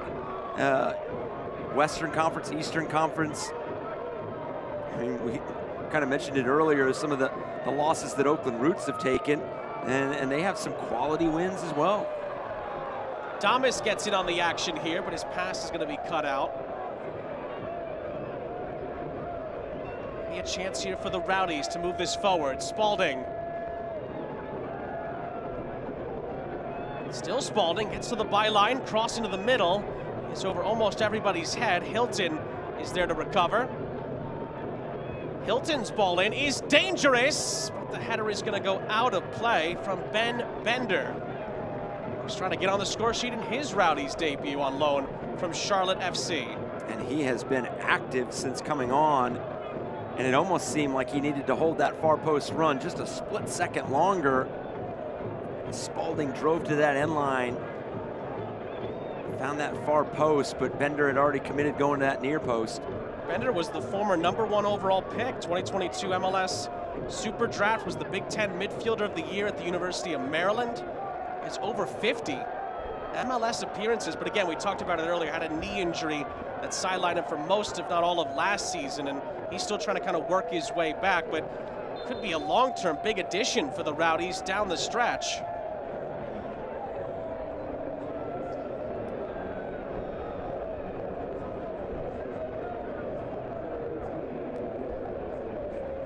Rowdies are going to make a couple more William J. Hibble Sports Medicine and Performance Center changes here. Leo Fernandez is going to come on, as is Nate Worth. Crisostomo and Cal Jennings are going to exit. When you have Arteaga and Jennings out, it's almost like you're waving the white flag if you're the Rowdies here. Yeah, possibly trying to get some minutes for some players that are going to find roles and important roles come playoff time. Every game is just so different, tells a different story, needs different players to get involved. So why not use this time we've seen the influence that Bender's had. Spalding gets the shot away from a tight angle. Herrera had a little bit of trouble with that, but is able to make the stop. This has been better from the Rowdies. Ability for Rivera to turn his defender, drive. Spalding just continuing his run, as you see Bender crashing in front of goal as well. And there's no question that what the Rowdies want now is to leave here with, as you mentioned, with some of the substitutions as well, with some rhythm and flow and something positive to take away from this match, whether that equals getting on the score sheet and scoring a goal, but some of the chances created in the last few minutes have already been a positive sign. To your point, we've seen Colorado Springs play some of their best play of the season tonight, and Damas has barely been a part of it. So maybe that's something the Rowdies are trying to look at and maybe not implement, but they're trying to get some guys that are hungry with a chip on their shoulder to try to turn something around in this game tonight, where not a lot's gone right. Tejada on the turn. Out to the far side for Yosuke Hanya, who's on a hat trick, but had his worst touch of the night. The only time I think he's put a foot wrong. Yeah, I was going to say, there's not much that Hanya has misplayed tonight, and you just go down the list of high-quality performances here 70 minutes in.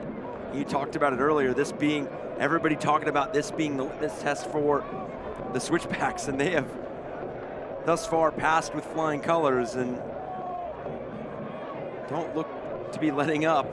Are we allowed to give an A++ as far as that litmus test well, is concerned? if they can keep a clean sheet, yeah. I would think that would be a part of it as well.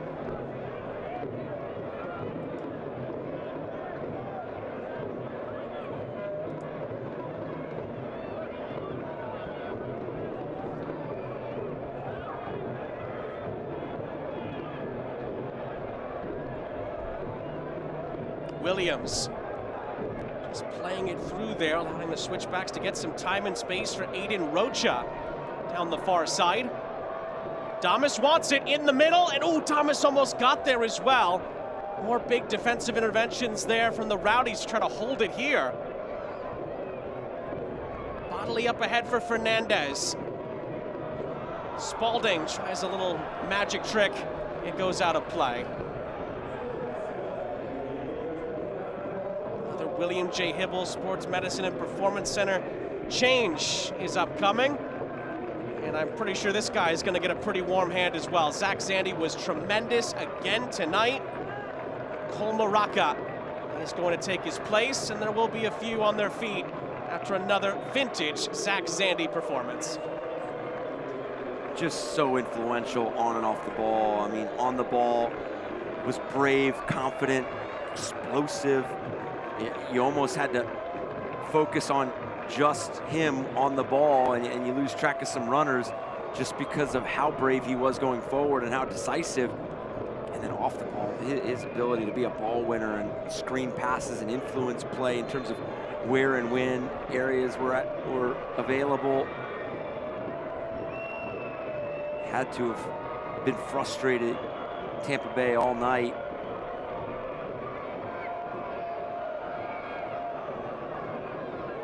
One quote that's coming to mind, and it's from a coach that has nothing to do with this game tonight, but talked with Tom Sohn, Birmingham Legion coach earlier, is Damas nearly got in behind as well. It's going to go out of play for a goal kick. And talked with, or I should say heard from Tom Sohn before they lost to Rhode Island, and they had gone through a couple of tough home defeats, and his words are kind of ringing true for what the Rowdies might have to be doing right now, which is, how do you bounce back from something like this? And he said that there's only one of two ways you could do that, Tom Sohn, who's been around the block a few times. You can either capitulate, you can fold, or you can work as hard as you can to get better. And I'm paraphrasing a little bit there, but that's what the Rowdies are going to have to face after what's going to be looked at as a reality check tonight. It is, and that's a great reference, because kind of going back to my point about some of those bigger losses, those louder losses for USL sides and their ability to bounce back and recover. I mean, these organizations, these teams, these coaches, the quality that is within those buildings, I mean, they're problem solvers. And if you want to be a top team in the USL Championship, you have to be resilient. You have to be a problem solver real time. You have to be collaborative in that problem solving as well. Here is Ben Bender. Good ball out to the far side. Spalding continues to be involved when the Rowdies can get it to this end of the pitch. It's played centrally for Rivera. Worth can certainly strike them. Manjoma. Manjoma's ball in is headed in! The Rowdies get one back with 16 minutes to play. It's a substitution goal from Leo Fernandez, and it's 4-1. And again, it's that subtle movement from Fernandez. You take a couple steps forward and then a couple steps backwards. You give Manjoma enough time to read it, set his feet, get a good left-footed service off.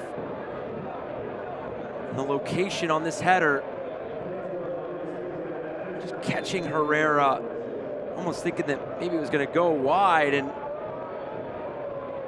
reading that wrong. Rowdies get their first tally in a night that has been difficult, to say the least. It's Leo Fernandez's first goal of the season for the Rowdies, and they have 15 minutes to try to get some momentum. That's also the thing you see sometimes when teams don't have a good night. Can they finish strong and maybe use that for some momentum in the next match? Maybe a little bit of something for the Rowdies to hold on to here.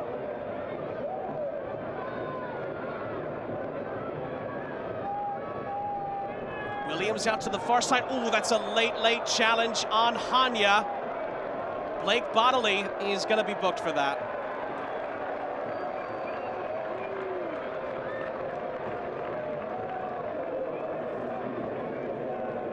And it's a tough challenge here by, he's already sliding, left his feet before that ball even hits the feet of Hanya, and rightfully gets the yellow card.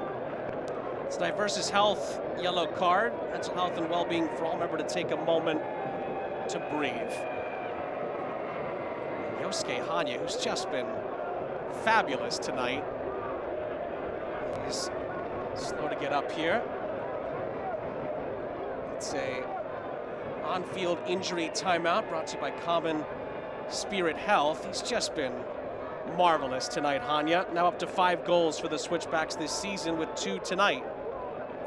Yeah, you just go down the list of top performers for James Chambers, and Hanya being at the top of that list. The 2 goals, the assist to Justin Dillon's goal.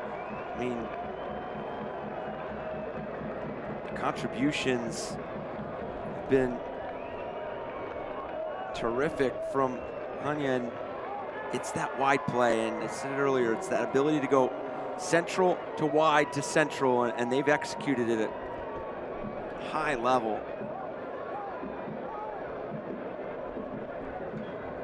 It's a free kick scoring opportunity for the Switchbacks, brought to you by Underline. It's been all smiles, really, for the fans at Widener Field. Yes, no clean sheet, but everything else has just about gone their way this evening. They have a chance to add on here from a set piece. Speedy Williams will stand over it. Rocha lays it off, and it's Tyreek McGee, who has scored from that distance in his career before, had a wonderful goal earlier, but he blazes that one over. And the quick outlet to Bender flies out of play.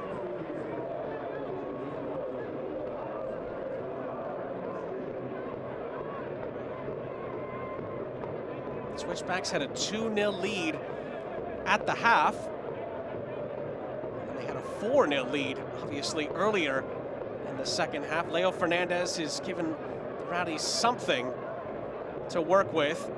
12 minutes left for Tampa Bay to build on something heading into their next few games. It's a giveaway to Lewis Hilton. Fernandez stays on his feet, keeps possession for the Rowdies here. And this is Damian Rivera. It opens up, and my goodness, he scores! A goal for Damian Tico Rivera. And with 11 and a half minutes to play, it just got a little bit interesting at Widener Field. It's 4-2. And stunning this crowd at Widener Field. Just kind of a casual build-up for the Rowdies, and Rivera explodes past Switchbacks defenders, gets his head up, gets a new picture of where Herrera is, tucks that ball away, cuts this lead in half, and there's still plenty of time. You push for this 3rd goal with, get it within the next 5 to 7 minutes. I mean, you talk about a chaotic finish. We just talked about how immaculate the first hour has been from the Switchbacks. Well, the Rowdies have just used the last 20 minutes to maybe, just maybe, make a run at it here.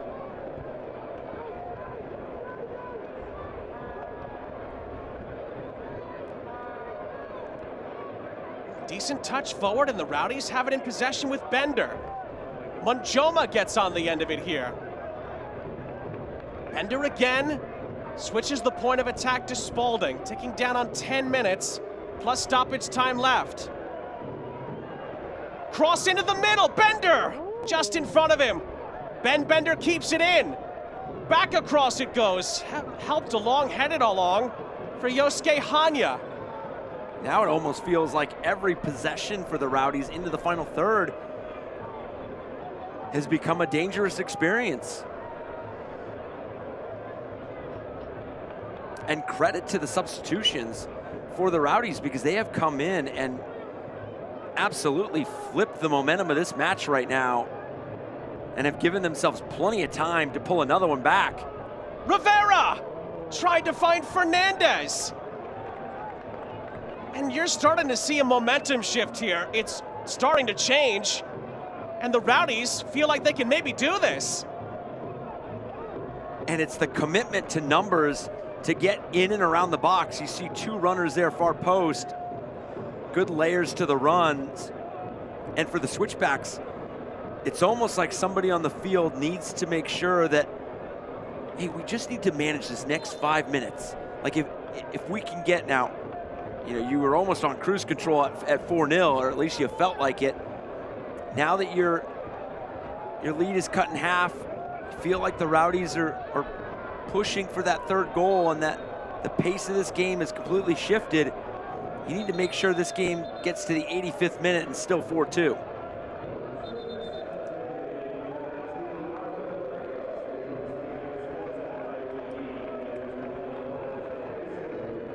Couple of substitutions here, brought to you by William J. Hibble, Sports Medicine and Performance Center. Marco Rios is going to come on along with Alex Anderson. And that is going to be the end of the night for Yosuke Hanya. What a night for him. 2 goals. He's our groom transportation man of the match, and rightly so. What a performance. Obviously leaving the field with momentum in the hands of the Rowdies right now, but has had a hand in what stands as a 4-2 lead with that assist to Justin Dillon for the third goal, what could prove to be the game winner. Got this game started with that electric strike, one-time finish. The other change was Alex Anderson coming on for Tyreek McGee, who also was fabulous tonight for the Switchbacks. And James Chambers has now used all 5 of his substitutions. And the Rowdies have 7 minutes left, plus stoppage time. Well, and we've talked about it throughout this night, is you have 2 very ambitious teams. 2 teams that not only expect and want to be in the playoffs, but they expect to make runs in the playoffs.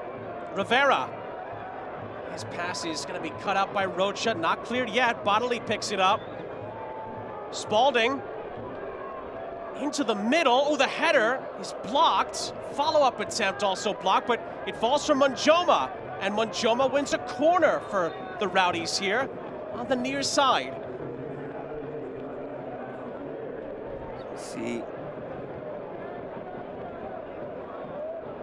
deflection here in the box, and what you get with ambitious teams is you have to navigate the ebbs and flows that are presented in matches, and right now the Switchbacks have to manage having a 2-goal lead late against a really explosive team. It's a common spirit health injury stoppage for Matt Real, who blocked that attempted headed shot inside the Switchbacks penalty area.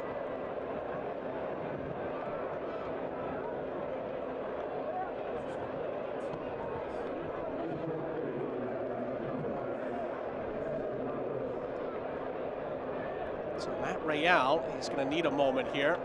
Just said it, Switchbacks have used 5 changes. T. Rowe Price, corner. is upcoming. T. Price invests with confidence. They're going to have to defend this corner without Real.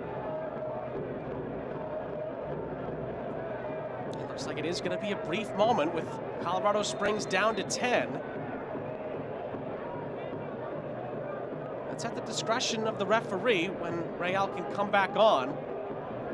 And the referee's actually spotted something else and wants a word with Aiden Rocha. Well, the fact that the Rowdies even come back to make this a game is something positive for them to hold on to. Another one, though, and then this gets very, very interesting. Lewis Hilton to take for the Rowdies here. It's flicked on at the near post. Oh! And the shot is blazed over by Blake Bodley, who was wide open. It is what momentum means to matches.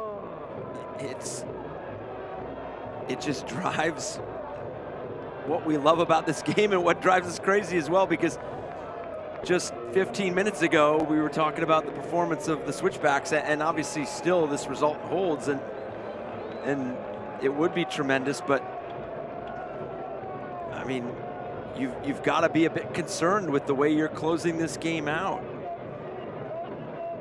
and the opportunities that you're giving the Rowdies as well.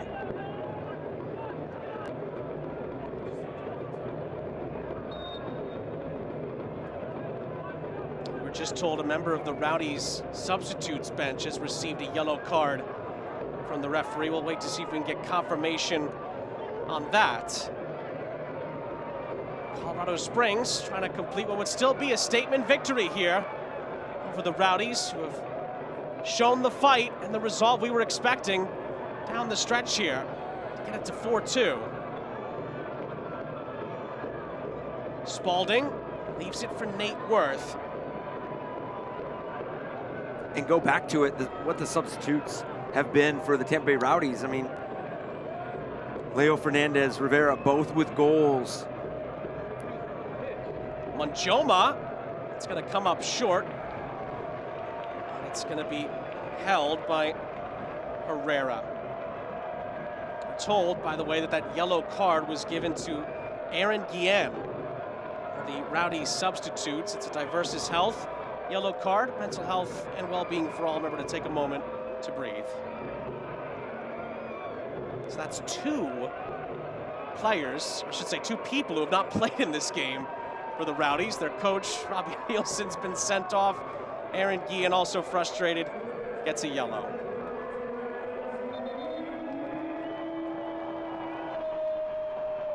As the Widener Field crowd tries to make sure that the Switchbacks get this over the line tonight and finish strong. Yeah, and I think that can't be lost on James Chambers and his side. I mean, clearly there's going to be disappointment with the way that you're closing out this game. But you mentioned it just a few minutes ago. This would be a massive win, not only for what it does for them in the standings, but what it does for them as they finish out these 8 games, 7 games left after this game's completed.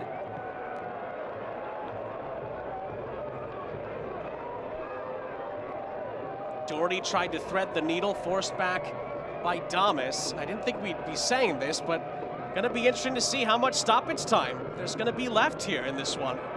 Yeah, we've seen 4 goals in this second half. So, and then you've seen a couple of the stoppages for on-field injuries or checks. So the Switchbacks have eclipsed that 85th minute mark that I was talking about. So you're heading into the 90th now. So you should feel pretty good about clearing the time, but there could be some significant time added, and now you give up a corner kick here. That is going to be a Pepsi corner. That's what I like. There's a player down for Colorado Springs in the penalty area. I think that might be Speedy Williams, one of the last guys that Colorado Springs wants to see in agony. And the Rowdies will get another set-piece opportunity. Speedy tries to run that off. He'll try to defend this set piece as best he can. Again, Switchbacks had no substitutes left. Hilton to take. It's starting to get a little nervous around the crowd here at Widener Field. Oh, Herrera slips! Worth hits it off an arm. Was it a penalty? A couple Rowdies players asking the question of the referee. Herrera thought he was fouled also. Rowdies players are still asking the question as we enter 8 added minutes. Brought to you by the TikTok Shop. Plenty of time still left. Yeah, that's significant minutes there. Another ball in, it's flicked on. Mahoney knocks it down and Herrera is there.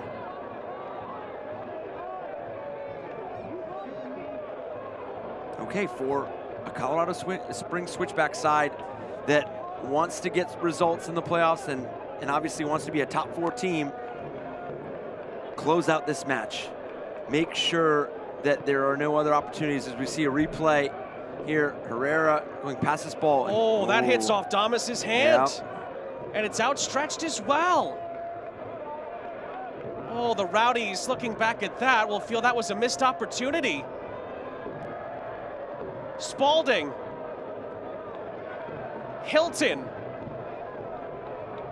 And proximity comes into play there, but that was in an unnatural position, surely. And it impeded the progress of the play. Bender. Worth is in, and he skies the chance.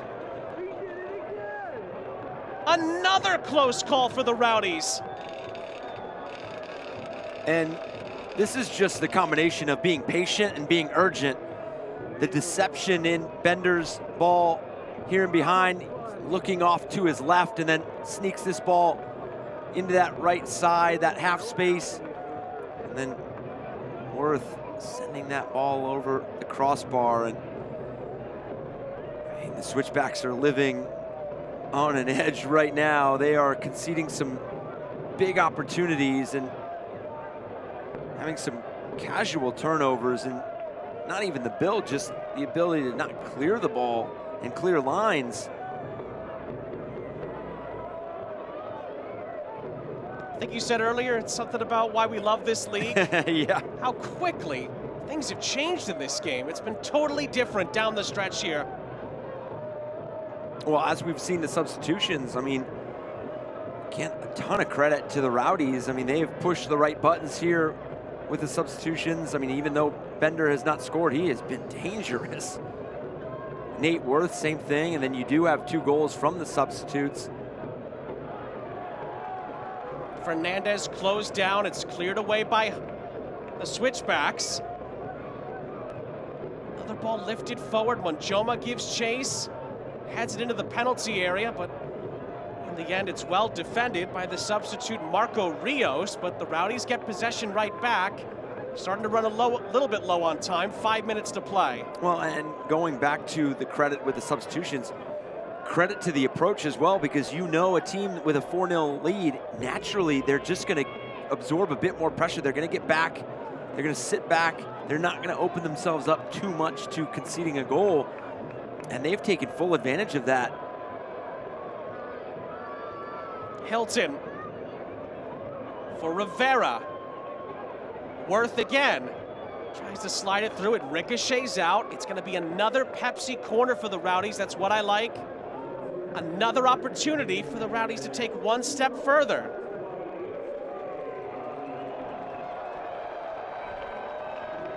And the Switchbacks are, again, if you can believe it, kind of trying to hold on here at the end, even though it's still a 2-goal differential. Hilton's ball in. Good header away by Tejada. Bodily recycles for Hilton. 4 minutes to play. Hilton's ball in is going to come up short. Real heads it clear. Only as far as Monjoma. Monjoma out to the far side. Bodily will try one. It's a chance for Kleeman. And it's headed wide of the target by the arriving Freddie Kleeman. Added to the list of late Tampa Bay opportunities.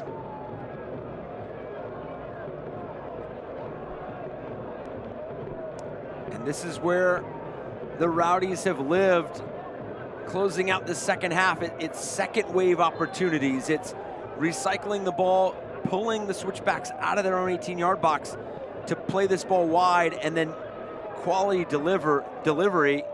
Kleeman almost getting on the end of that, just putting it just wide. And it's those second waves that you have those players like Kleeman forward already, because it's on a set piece. So defender, the opportunistic nature, physicality there in the box to go up and win that header.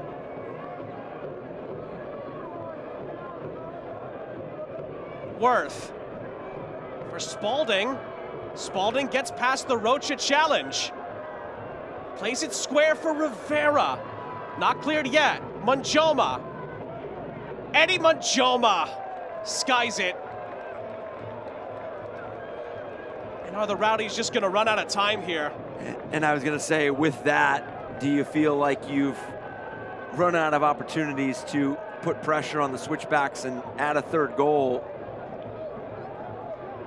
It's different if you just need one to get back in this match, but you needed that third one to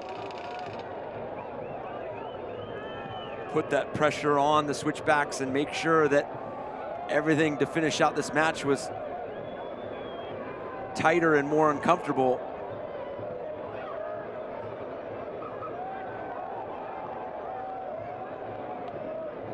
Well, drama just continues to be the USL Championship's middle name, doesn't it? It's delivered another heart stopper of a match tonight. And if you're just joining us, it was all Colorado Springs for the first hour. Tampa Bay made substitutions, and they started to turn it around. They've had chances late here to do the unthinkable. The Switchbacks have been able to hold on, and they have a minute left to get this over the line and pick up their statement win. Hilton into the penalty area. Bender is offside.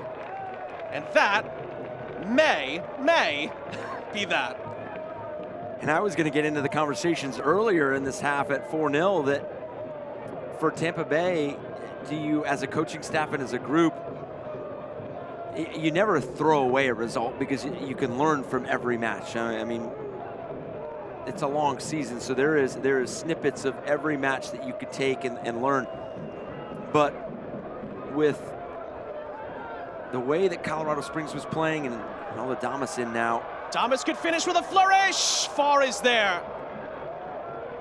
And Damas, he's down holding his head. Nate Worth brings it forward, meanwhile, for the Rowdies in the dying embers here. He's going to be fouled. There's not much time left, and we might have a stoppage here for Ronaldo Damas, who is still in discomfort.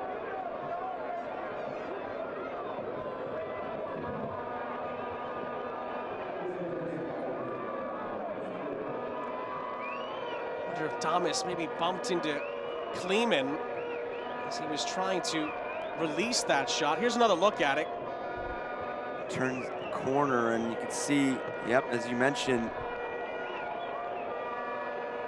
after that intervention by Jordan Farr, runs into Kleeman at the end.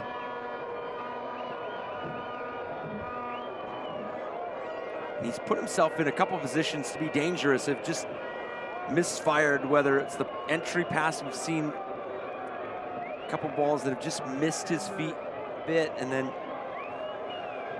a couple of those situations where he's able to get in and around, turn that corner, just put in that tough angle. Maybe time for one last Rowdies attack. Rivera looking for Spalding. Both are former teammates. I should say New England Revolution 2 in MLS Next Pro. Cross into the middle, Fernandez. Looking for a second goal off of his head. It goes out for a throw into Tampa Bay. We're in the 100th minute. Bender. That took a deflection. Oh, there was a collision between Tejada and Worth. The referee does not think anything of it. And it is full time at Widener Field. Games like this one are why we love the USL Championship. The Switchbacks get their statement win at the hands of the Rowdies. They win it by 4-2. Colorado Springs was immaculate for the first hour. The Rowdies woke up in the final 30 minutes. They nearly did it, you know, coming back from 4-0 down. But the Switchbacks go out as 4-2 winners, and we will have a chance to wrap it all up after the break. Another epic encounter tonight in the USL Championship.